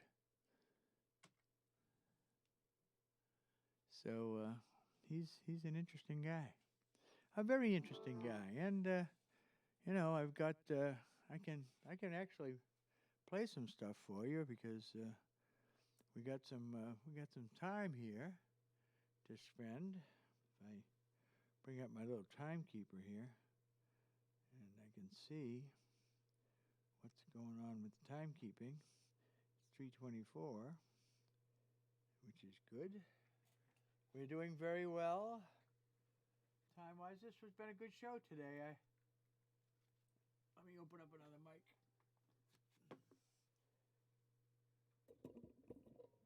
Gotta open up this mic. Is that gonna work? This mic here. There we go. That works. And bring that down a little bit so that I don't feed back into there. And yeah, the microphone works just fine, and the piano seems to work fine. You can hear the piano.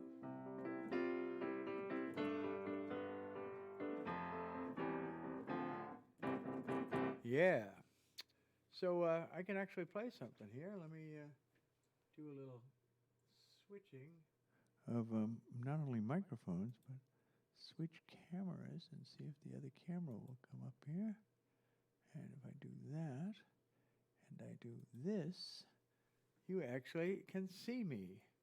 And I could probably put on the other, if I put on the other television, the screen that's in front of me here, I can actually see what's going on without having to look over my shoulder.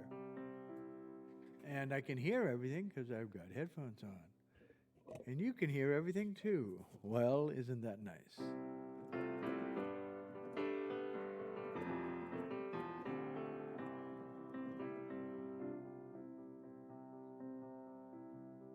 Let's see, what should I do? I know. I'll do a song by Lena Barakat. Because I can. Oh, let me get a little light on my face here. And this is one, actually I love this song by Lena. When I worked on the movie Glowworm, it was one of the songs in the movie. At the end of the movie, that this song plays. Except she doesn't do it in 3, she does it in 4. I do it in 3 because I can only count to 3. Tomorrow I may feel differently. Can't pretend I've been known. Oh wait, that's not gonna work. Gotta do this. Take this off that screen. Take this off that screen. It should be, yep, this, I'm sending the right thing out. I am sending the right camera out. That's what I wanted to know. Tomorrow I may feel differently. Can't pretend I've been known to stay on a course for more than just a while. But something deep inside of me, I don't know where, maybe somewhere near my heart, it's telling me this is okay. I don't know if I will find the answers I've been looking for. I don't know if you're the one I'm meant to keep on looking for. Can you tell me, will I find the answers I've been looking for? Well, I will never know until I do.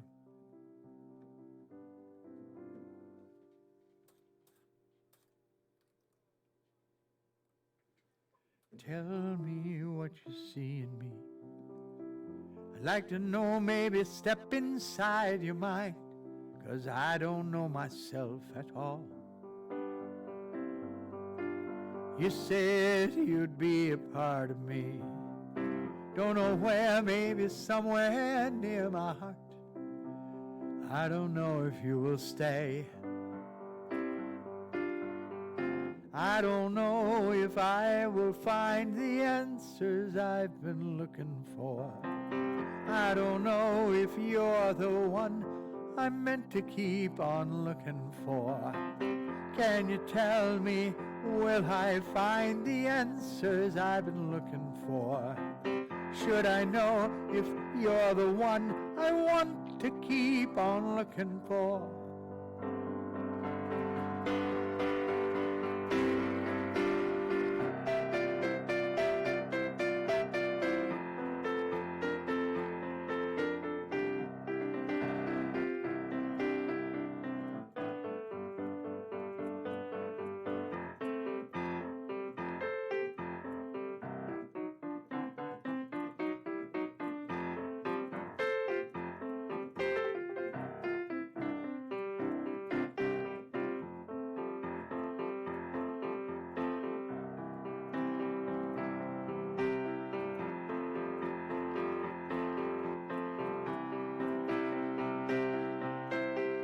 I don't know if I will find the answers I've been looking for. I don't know if you're the one I'm meant to keep on looking for. Can you tell me, will I find the answers I've been looking for? Should I know if you're the one I want to keep on looking for?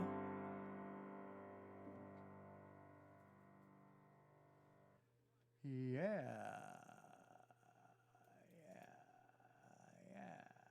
Will camera one come up now that I'm closing? Oh, I'm not going to close that down, so it can't come up that way. The only way it will come up is if I run this back onto the screen for you, which I may do, because that's a possibility, right? Okay, we pop that up, the full screen, there we are, back again.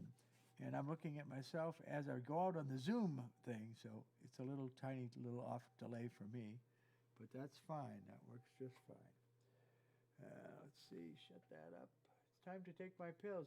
It says that it's time to take my pills.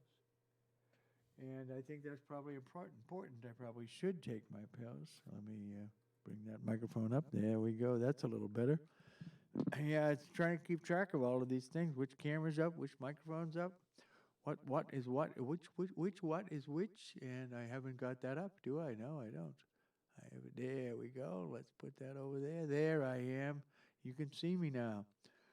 For a while there, you were looking at me sideways. Yeah. So it's time to take my pills. So I'm going to do that. And you know, I've been working on something. It's a new thing, and I hope to be able to share that with you pretty soon. I don't want to have it open at the same time as I've got all these other things open, because it probably will overwhelm the computer and it won't work right. And I probably am tempted to bring the other computer into the studio here. So I think when and I am going to rearrange this COVID-19 playroom and make a little bit more room for me to move around, I will probably bring that other computer in here so that I can have another computer that is independent of the broadcast, that can play music and things like that without having to worry too much about any of that. Because you know how that is, right? You know how it works. You all know how it works. But I do have a whole lot of beats on this computer here that I could probably bring up and do a little performing for you if you'd like. Since we have this space, I had not intended actually to have someone on at the same time as Zachary, but Rockwell was supposed to get back to me on Monday. He didn't, so I booked into this, and he said, "Oh, well, Thursday's good for me." And I said, "Oh, Thursday's good for you? Okay. Looks like we're having two guests on Thursday." So that all worked out really well. And then at 4:30, I actually have to get off to go to another stream that I'm supposed to be participating in for the Park Theater in Jaffrey. The Park Theater is the old theater in Jaffrey that's was torn down, and they rebuilt it. with looking pretty good over there. I'm anxious to see it. It was supposed to be opening up right around now, but obviously COVID-19 took care of that. And now here's pill time.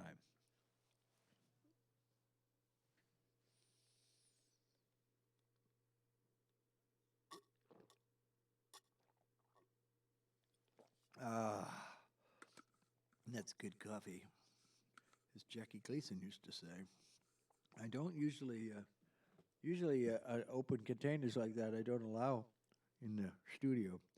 I broke that rule the other day when I had coffee with Sean Cisterna up in, who's a film director.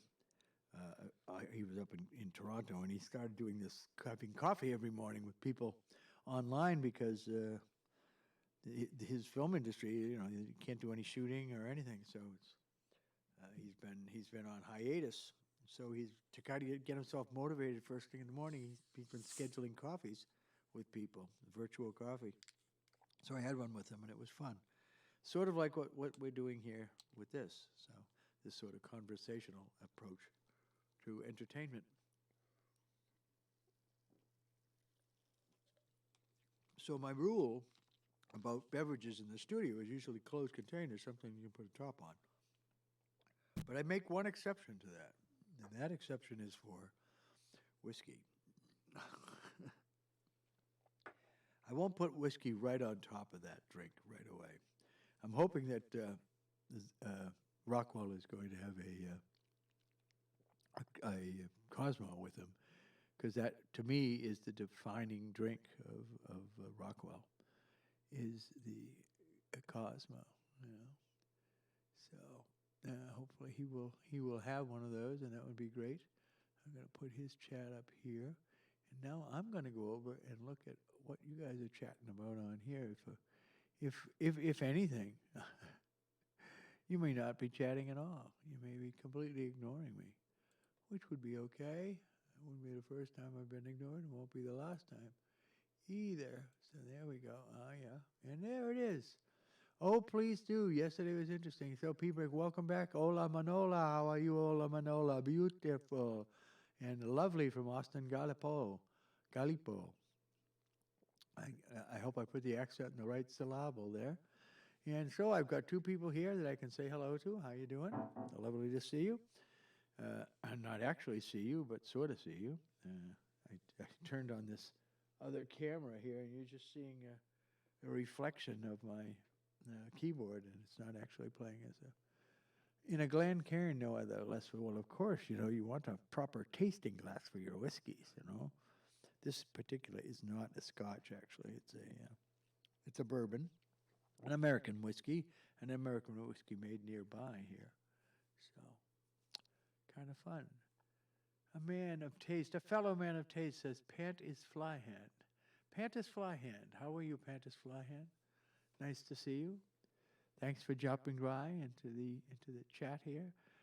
I'm going to get better at this whole chat thing.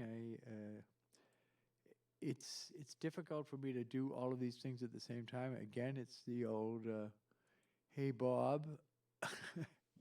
Bob struggles with technology, and here I am struggling with technology.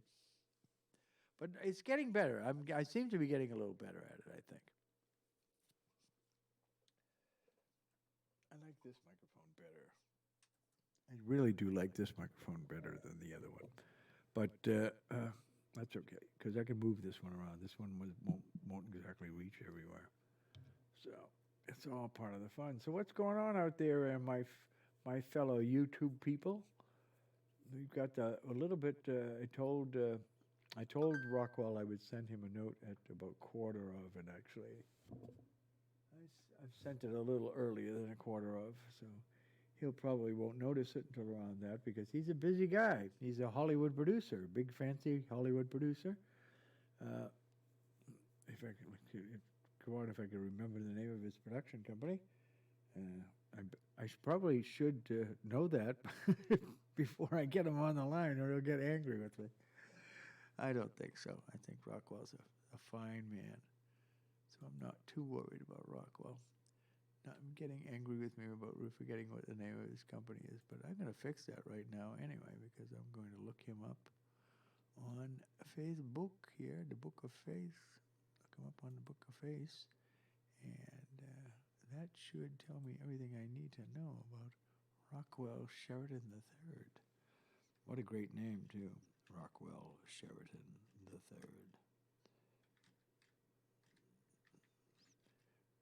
Friends with the rich and famous. He's done a lot of production over his time, and we're gonna learn a little bit more about that. The Syndicate, that's his name, is a production company. Syndicate, as in C-I-N-E. Syndicate, as in Cinna. So yeah. Film producer at the Syndicate. I think I can do that. One of these things here, and you can see that link in a new tab, and I can bring that over onto the screen so you can see it. So you can see what the Syndicate is. Right there, that's the Syndicate. And there is the Inimitable. And the Inimitable, I love it. He put up a picture of himself from just no shoulders. This is all the things that he goes and does in his spare time. All of these fabulous people.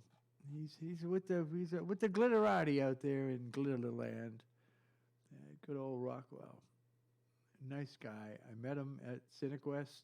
He was really sweet to me.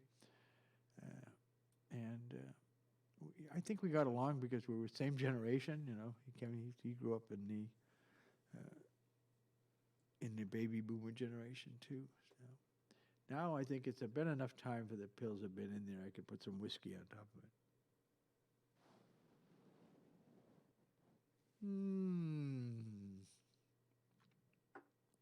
That's good coffee, isn't it? Though, isn't that good coffee? Okay, so let's pop out Rockwell here separately, so I can get to him if I need to on that and bring over the stream so I can see the chat. Hey, there we go.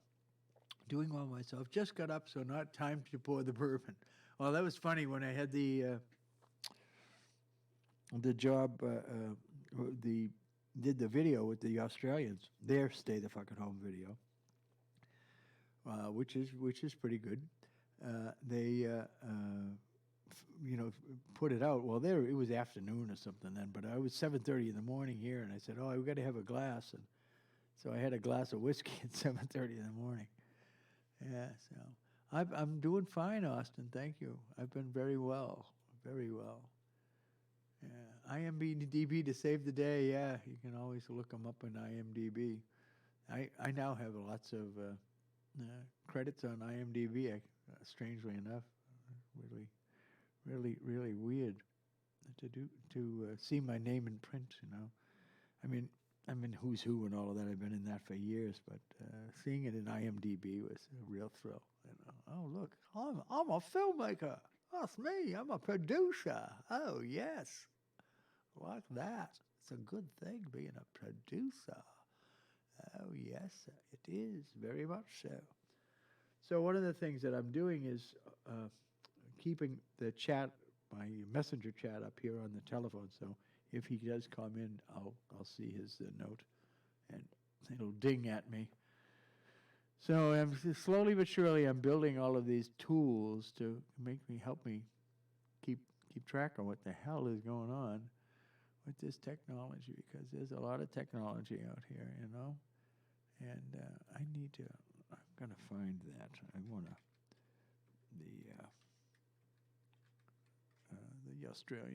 the Australians one, because I think you guys, if you haven't seen it, you should see the Australia one. It's with Chris Franklin and the Isolators.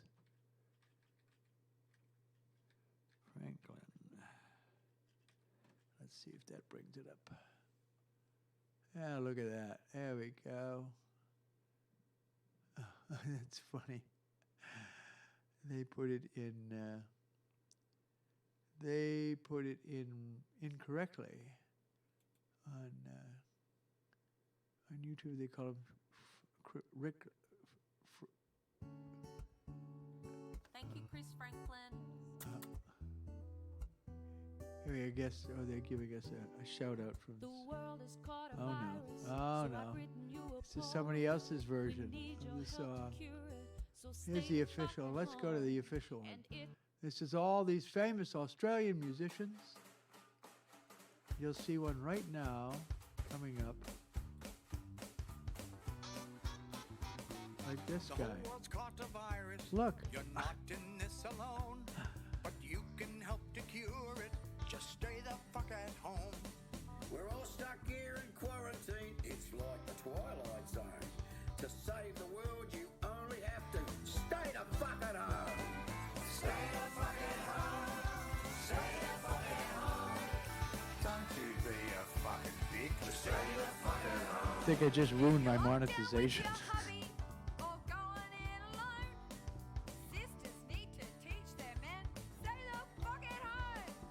Whether you've got 12 kids or you're living on your own, shut it down and isolate. Stay the fuck at home. Stay the fuck at home. Stay the fuck at home. Watch Netflix in your underwear. Just stay the fuck at home. But I need the gym and I need the beach. We hear you bitch and moan. You need to grow a brain cell and stay the fuck at home.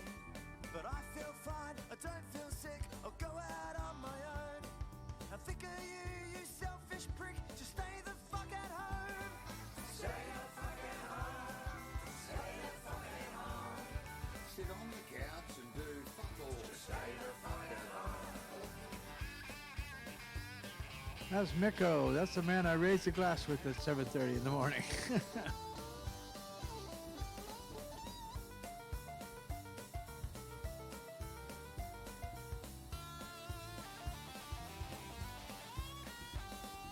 If you think you're not at risk, you're living in a dome. Spreads faster than a hooker's legs, so stay the fuck at home. To the doctors and the truckies, those who put food on our plate. You keep the whole place running so we can isolate. Stay the fuck at home.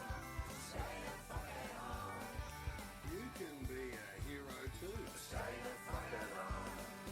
The only way to slow it down is isolate, not roam. Help the world get back on track and stay the fuck at home. Sit on the couch and drink VB, get shit-faced. Drink on your own. VB. We don't care what you're doing there, just stay the fuck at home.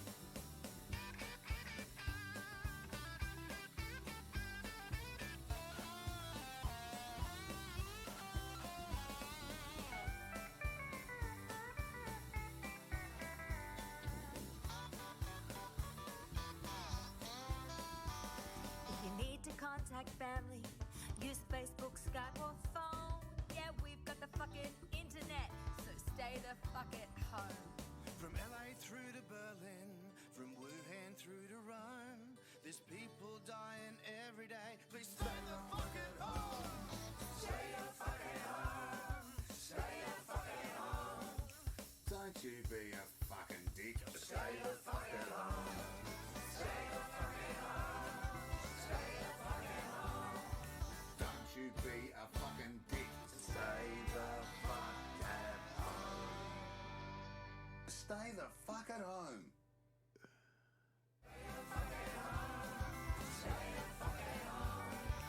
You can be a hero too. Stay the fuck at home. So there, you stay the fucking home. The official video. Yeah. From Chris Franklin, the man who wrote the Stay the Fucking Home song, who wrote the lyrics. And thank you very much, Chris, for writing those lyrics, because that was what made me into a viral sensation around the world. 30 million views or more. Plus a whole lot of Chinese people, I guess, have also signed on to the fun. So let's see. Yeah, that was the Australian one. That's the one I just showed. And it's great, says Ola Manola. And Galapalo, Austin Galapalo says he loves it too. Well, thank you. And I know you all have nom de nets here, so I often do not know who I'm talking to behind those nom de nets. But it's a pleasure to know you. And thank you very much for coming to this stream and checking this out. Bob struggles with technology. And Bob is struggling less and getting a little bit more, I guess, in the line of programming. So that's what I like. You know, people say they love my content on TikTok. That's what I'm doing on TikTok. As a matter of fact, I could actually, and it would be interesting to do that. I haven't. You know what? I better not do that because I'll be straining the uplink. Once we get fiber in this town, which we hope to see pretty soon, when we get fiber in this town, then we will be able to do those things, upload and download, and not worry about having too many streams going at the same time. What was that? Why is that saying that? No, they just ended the meeting. They shouldn't do that. They shouldn't do that. Ending the meeting. I'm on the meeting. Why are they ending it? They shouldn't be ending it. They should be leaving it up. And there we go. So, yeah, it's kind of fun doing this. It's amazing, this whole COVID-19 thing. You know, a lot of people's lives changed completely, but for me, it's working out really well. I'm getting to do this. This is great fun. You know, you found me on TikTok. Oh, thank you very much, Austin.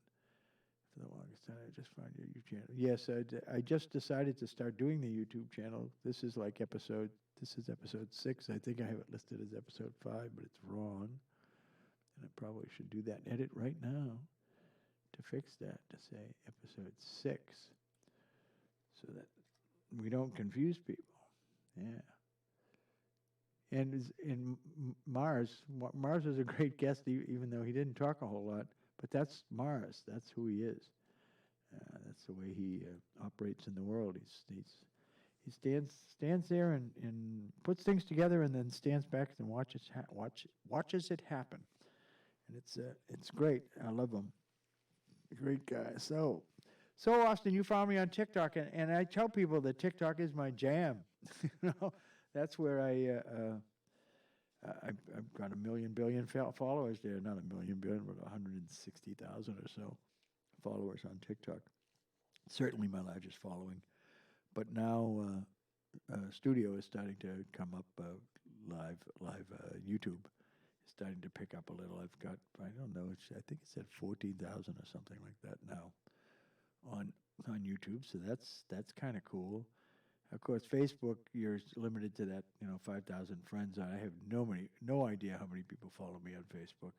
Twitter, I had no idea anyone was following me on Twitter.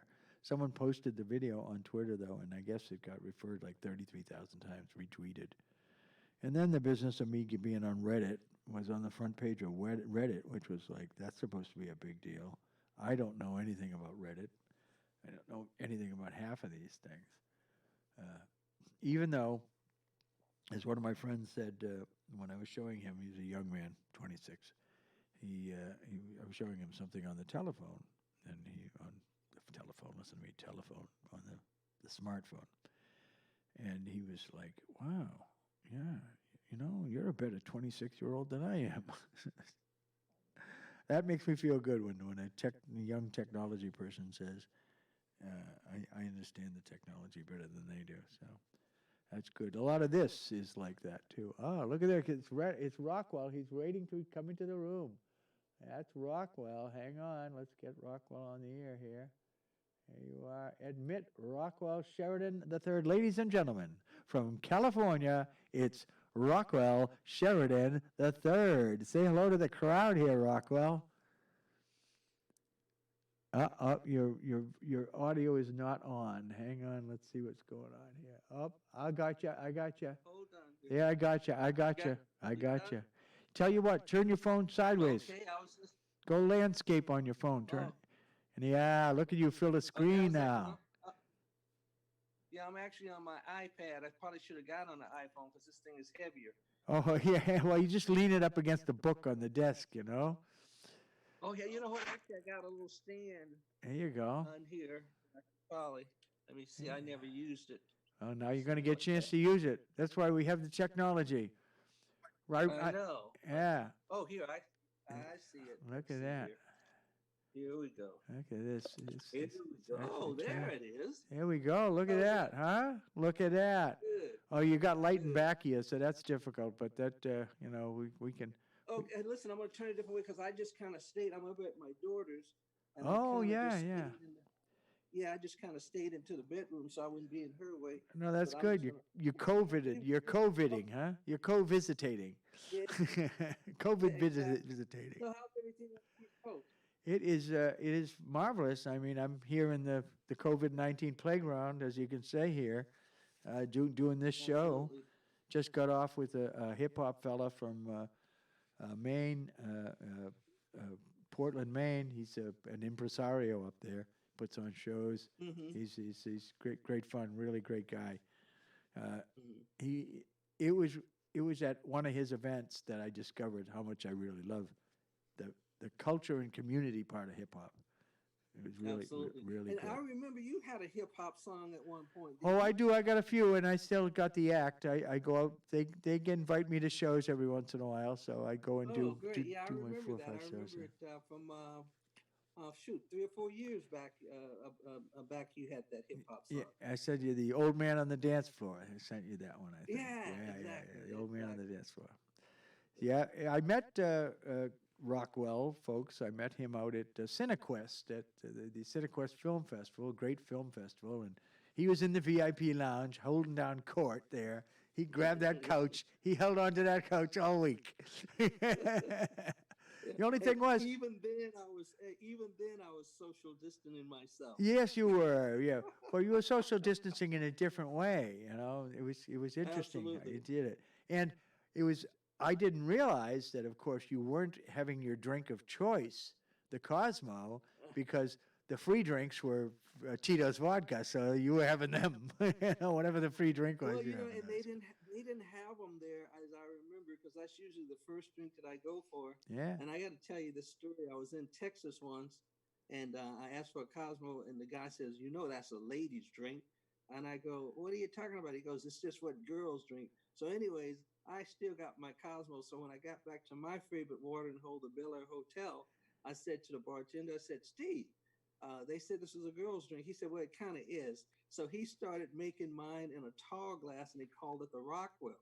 So Okay. if you go to the Hotel Bel Air and you ask for a Rockwell, You get a will Cosmo in a tall. It'll be in a tall glass like an iced tea, a Long Island iced tea. Cool. But yeah, funny thing there. So there you go, all you folks. When you're out in Los Angeles, you go to the Biltmore and ask for a Rockwell and get yourself a Cosmo in a tall glass. Well, I'm reaching over here for my whiskey here, and I'm going to toast you, sir. Thank you very much for coming on my program. I appreciate it. Absolutely, absolutely. It's only 1:00 here, so I haven't started. I may have some wine later, but none of the hard stuff just yet for me into later. Well, it's nice So, of you being responsible. You're such a responsible fellow. but I try my best to be. I'm trying to stay in and do what I, just work. I'm getting a lot done, staying in, working on development. Oh, good, good. scripts and stuff like that. Yeah. Yeah. Because, I worked out of the house quite a bit, anyways, unless we were actually out filming, and then we'd usually be out of the country or something like that. Yeah, So, yeah. I was just explaining to the people before you came on that you run this little production company called the Syndicate, and it's like a development company, right? Really, is what you're doing Yeah, to develop production artists? company. Yeah. So maybe you want to talk a little bit about that to my friends here, or we can talk about something else, whatever you want to do. Well, we can start with that. The production company, which is called the Syndicate Pictures, is a full-fledged film company. But what we do is we develop and produce our own product, and then we get major distribution through Sony or Warner Brothers, Lionsgate, Paramount, Universal, whoever gives us the best deal. And that's just the best way of doing it, in my opinion. And we're going to see quite a bit of independent filmmaking like that after we come out of this quarantine, because it's going to change. A lot of things are going to change, and probably in every business there is. Yep. But my background is pretty much rock and roll. I played with a lot of bands. I think, and I hope I'm not exaggerating because I'm getting old, but I think I have about 600 platinum and gold records since I was 16, and that was 1970. I signed my first record deal in 1970 with Decca Records with a band called Bloodstone, and we had several hits. The one that most people remember is Natural High and Take to the Sky on a Natural High, blah, blah, blah, blah, blah. But the producer on that record was Mike Vernon, who was the guy who discovered David Bowie. Yeah. And he produced David's album when David was called David Jones, which is his correct last name. Yep, surname. yep. And of course, Mike Vernon had done Fleetwood Mac. He had done John Mayall and the Blues Breakers, and he was a very strong power in England. But the guy loved R&B, soul music, so forth and so on. But that was how I ended up getting with David Bowie later on down the line. And one of the songs that I did with Mike that nobody hardly knows was Hocus Pocus by Focus. He flew me to Finland, and I did drums. Remember the song? Yeah. Bam, bam, bam, ba-dam, bam, with the guy yodeling in it, right? Yeah. Which is a great song, and it's still being played and sold all over the place. But that was pretty much the start. And then I just ended up playing with a ton of bands, and all of them, which I'm very proud of, and I think they're all good. I'm not going to sit here and name every one of them off, but pretty much that's my background, and that's my the Syndicate is my present and future. Yeah. It's funny, we're sitting here listening to you talk about that, and I'm thinking to myself, here it is, the biggest rock and roll star you never heard of, Rockwell Sheridan III. Yeah, that's how I always liked it. That's why I played drums. Yeah. I did not want to be out front. Yeah. And, it was a funny thing. Every band that I ever played with knew that. And whenever there was something to be announced, like we had to cancel the show, they'd always go, get Desi to do it. Go out there and tell them that the show is canceled. And here I am in front of 40,000 people going, sorry, we can't play. Giving you the bad news. Send Rock out there. That's funny. Yeah. So. Oh golly. But it happens a lot. Most people couldn't tell you who produced the record, who played drums or bass on it. They always just know the lead singers and the lead guitar players. Yep. Or the band name, and that's about it. Yeah. Yeah, they can tell you. You ask anybody who plays bass with. Ask anybody who plays bass with Fleetwood Mac, and they probably won't know. No, you're right. You're absolutely right. They know the name Fleetwood Mac, but they probably don't know anything other than Mick and what's his name? See, I don't know. I can't even call it. John McVie is where the Mac comes from, and Yeah. Mick Fleetwood is where the Fleetwood comes from. Yeah. And that's just, as far as someone that plays with Michael Jackson or Madonna or Stevie Wonder and people like that, people just never know who the hell's playing on the record. Oh, they don't know session musicians from nobody, No. And a lot of times they're not session musicians, Bob. A lot of times they're band members. Yeah. Stevie has used the same bass player for the last 40 years, Nathan Watts. Yeah. But if you ask a person that loves a big, huge Stevie Wonder fan, who plays bass on Songs in the Key of Life, they won't freaking know. Oh yeah. That's funny. Stevie Wonder. The first time I saw Stevie Wonder was in West Virginia, in West Liberty, West Virginia. He was, I was 18, so he was probably not too much older than me back then, Mm-hmm. And he was playing in the gymnasium there, and he did his round robin on all the instruments. He used to do that in his shows when he was on that Right, touring I remember act. that. Yeah, and he was playing the drums, and son of a gun, if he didn't, he fell off the friggin' stool and backwards off the back of the stage.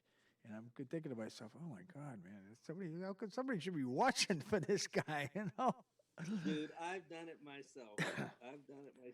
And the thing about it, it always happens right on the downbeat. Yeah, on the one. It's all about the one. Yeah, I've actually counted off the song. 1, 2, 1, 2, 3, crash. The whole thing goes right there, just like. Oh, I can Just see you like doing it. bring the song in, it's like it's crazy. But that's I that story sounds very familiar about Steve too. But he's a great guy. I talked to him maybe 4 or 5 days ago. But we always stay in touch, and we've been kind of all staying in and laughing and about just being under house arrest Yeah, we and all are. We're just all under making house arrest. Yeah. yeah, just making jokes about it and stuff. So, but so what type of audience do you have? What type of your listeners? Just all musician types or Well, actually, all type? this kind of grew out of my TikTok account. Hmm. The TikTok is mostly a lot of young folks, and it's just kind of grew from there. So there'll be hip hop people, there'll be rock and roll people, there'll be people that have nothing to do with anything but watching TikTok videos. So Hmm. I'm just building it. This is only the 6th episode. I just had Oh, okay. I just had that guy from Maine on, uh, uh, Zachary Mullin. Really, really Hmm. interesting character, and self-deprecating. You wouldn't know that he was putting on all these shows. He'd be in the room, he put this big thing together, and he'll be in the room just standing there, and nobody knows who he is. He's just like, I'm just the guy behind the scenes, sort of like you. Oh, yeah. With the, yeah, Yeah. yeah. You know what they used to call me was the gunslinger. The gunslinger. Yeah, you mentioned that to me once. I remember Yeah, you. yeah. Yeah. They'd say whoever is offering the most money is where I'm at. The But that was gunslinger. pretty much how it was. Have gun, will Somebody travel. yeah, whoever was paying the most is where I was playing. You're amazing. You are an amazing man. Yeah. Yeah, I did find an entertainment lawyer, by the way, and actually, Oh, great. he's now my manager. So he was not going to be my Oh, good. entertainment Is he lawyer on the anymore. east side of New York or Connecticut or where? He's in Massachusetts. He's out of Boston. His office, but his management office is his address is mom's basement. So it's kind of cute. Oh, great. Hey, well, listen, I'm telling you, that's the best way of doing it nowadays because you don't need the overhead. Because the more, listen, I remember Bill O'Coin when Bill O'Coin was managing Kiss and Donna Summers and all these people. Yeah. I remember going to his office and he was paying $40,000 a month for offices, and that was 1978. Yeah. And I just thought to myself, how the hell can anybody pay $40,000 a month for an office? You Yeah, know? yeah. But and that happened for years and years. But then after like say the early '80s, everybody started cutting back on that type of thing. They stopped spending a lot of money on studios. They stopped spending a lot of money on offices. Yeah. Because you can work from your house. All you need is a telephone. And nowadays, a telephone and a computer, Yeah. and you are international. Yeah, exactly. And you can, I mean, when I think of the equipment that I have in this room here, when I started out doing sound in the 70s, I had, my first mixer cost $650. It was a 6-channel Tapco mixer. And Oh yeah, I remember Tapco. yeah, well, this mixer I have here now, this Behringer XR18, costs the same. Yeah, but it hits an 18 channels of controllable by the computer, and it's like it's an amazing thing, So I can do in this room what I used to have to hire a 24-track, 32-track studio for, and I can do it all here. Yeah. It's amazing. In the 70s, I had 70s, early 80s, I had a 4-track studio in Somerville, Massachusetts, but I mostly did pre-production out of that before I would go into the big studio. And now I'm pulling out some of these tapes from back then, and I'm going, you know something? I should have had more confidence in what I was doing because those tapes sound really good, and I should have just concentrated on making them sound as professional as possible and not spent any money on the big studios. But yeah, But the lights, man, the lights. You gotta have the more lights. It's sort of on stage. Judas Priest. It's all about the lights. Oh, I know. You can get that big sound from 4 amps, but geez, why not bring 100 in and it looks great? Yeah, you need the show. It's all about the show now. Yeah, absolutely. Yeah, you got to have the show. The first that we were laughing about this the other day, back in like 71, 72, the first recorders that we had that we could take, and work on home was a Sony and they called it sound on sound. Yeah, Where yep, you yep. only had 2 channels, but you could record on the left and then record on the right. Yeah, and then and dump it take over. the right Yeah. to the left. You know, keep bouncing it back like that. Yep. And I used to stay in all summer doing that in '72. And the reason we were talking about it is because someone said, "Oh, Rockwell doesn't care about staying in." I remember when he wouldn't come out for the entire summer. And I go, "Yep, yeah, you know." So Yeah, it really is great. I mean, I can now do well, like I did that video. That video is done right here. You know that. The world is gonna virus. Just Yeah, did yeah, that little yeah. ditty, and off it goes. 30 million views later, and it's like, holy mackerel, what a life! Didn't make a Wow, that's penny. lot. Didn't make Yeah, a penny. hey, I need but somebody hey, like you to help me to understand how the hell I make money at it. You know?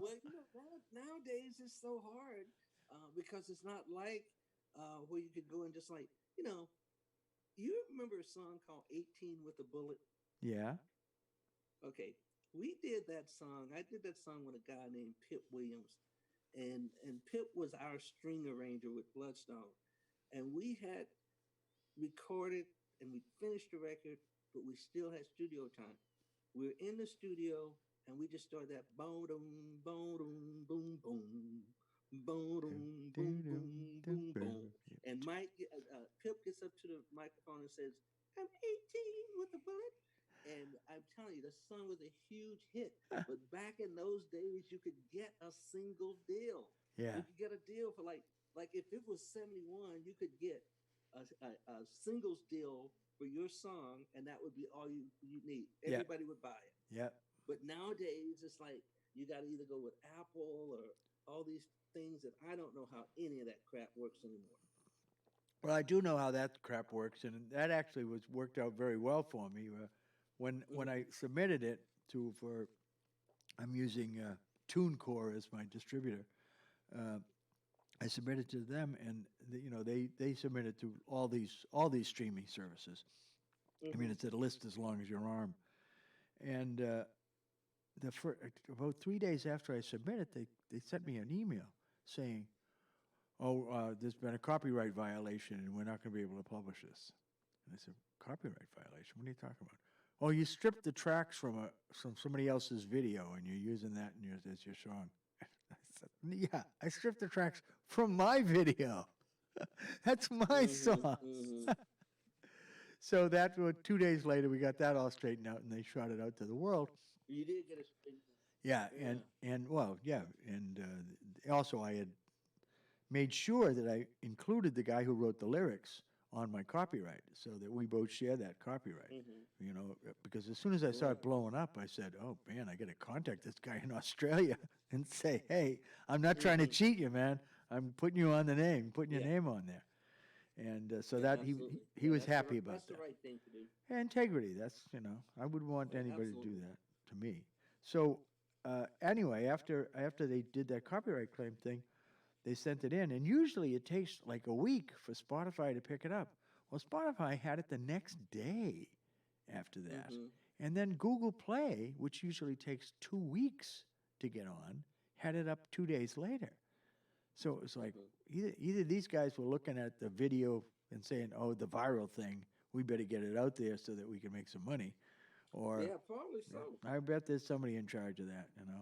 Oh yeah, you can bet on it. Somebody watches and see, because even right now, friends of mine that send me records, and then I send them to friends of mine that's got record companies. Yeah. The first thing they look to see is how many YouTube plays or how many something, how many hits it's got or whatever. And I'm like thinking, dude, I'm 66, don't know what you're talking about.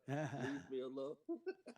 Hey, I'm 68, and I do know you were talking about. I'm doing it here. I'm in here in the COVID-19 playground. Yeah. I tell you, if I was still working music, I would know.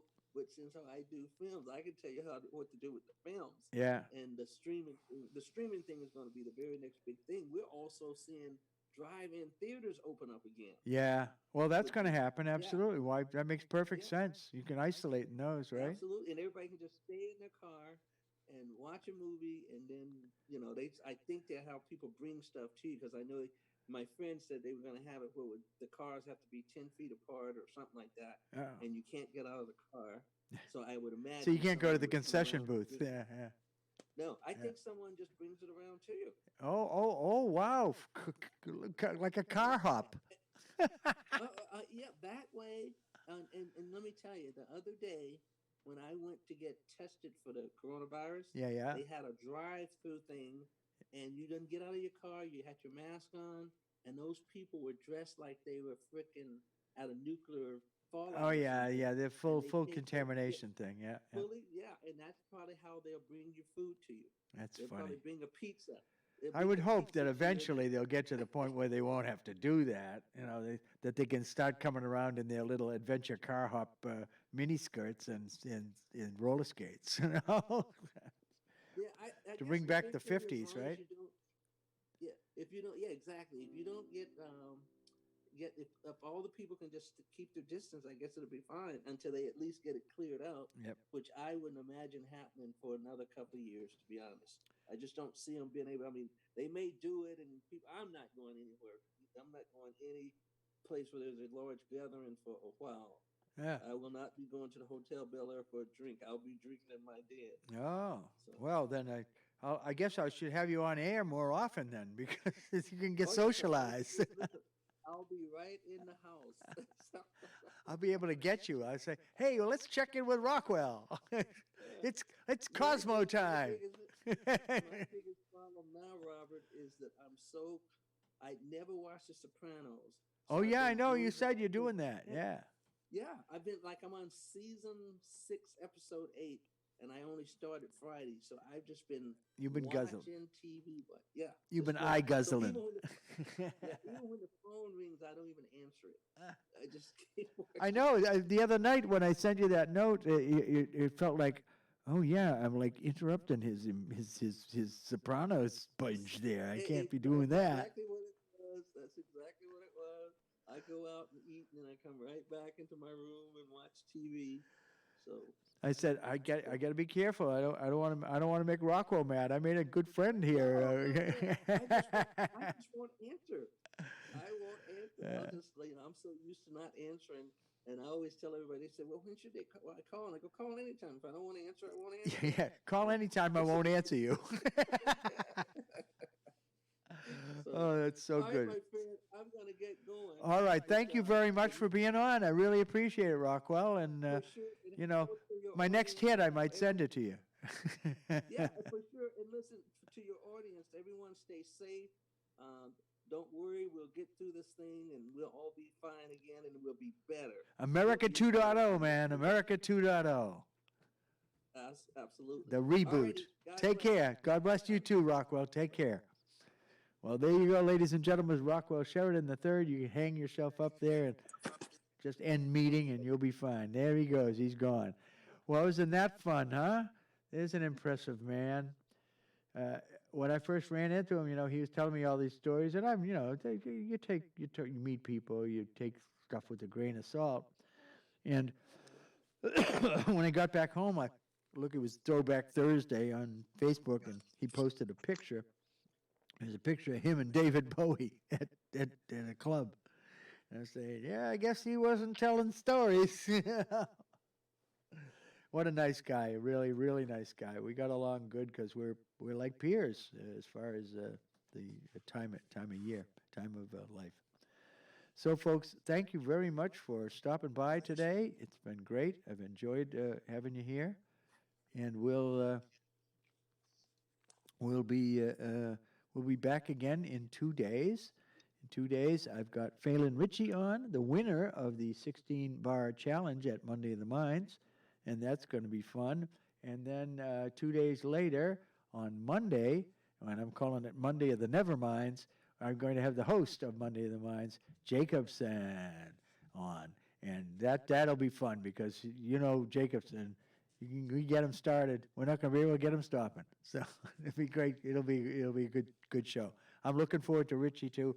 I get a little bit to know him a little better. So thanks very much for stopping by. It's been great having you. And remember, be the you that you are because you are the only you that you can be. The best you can be is the you that you are. And you are meant to do something in this world.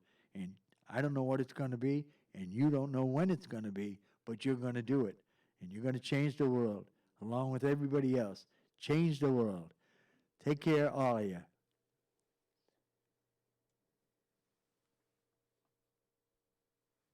There's that button there. There's a button. I got to find the button. Find the button. End the stream. Yay. Goodbye.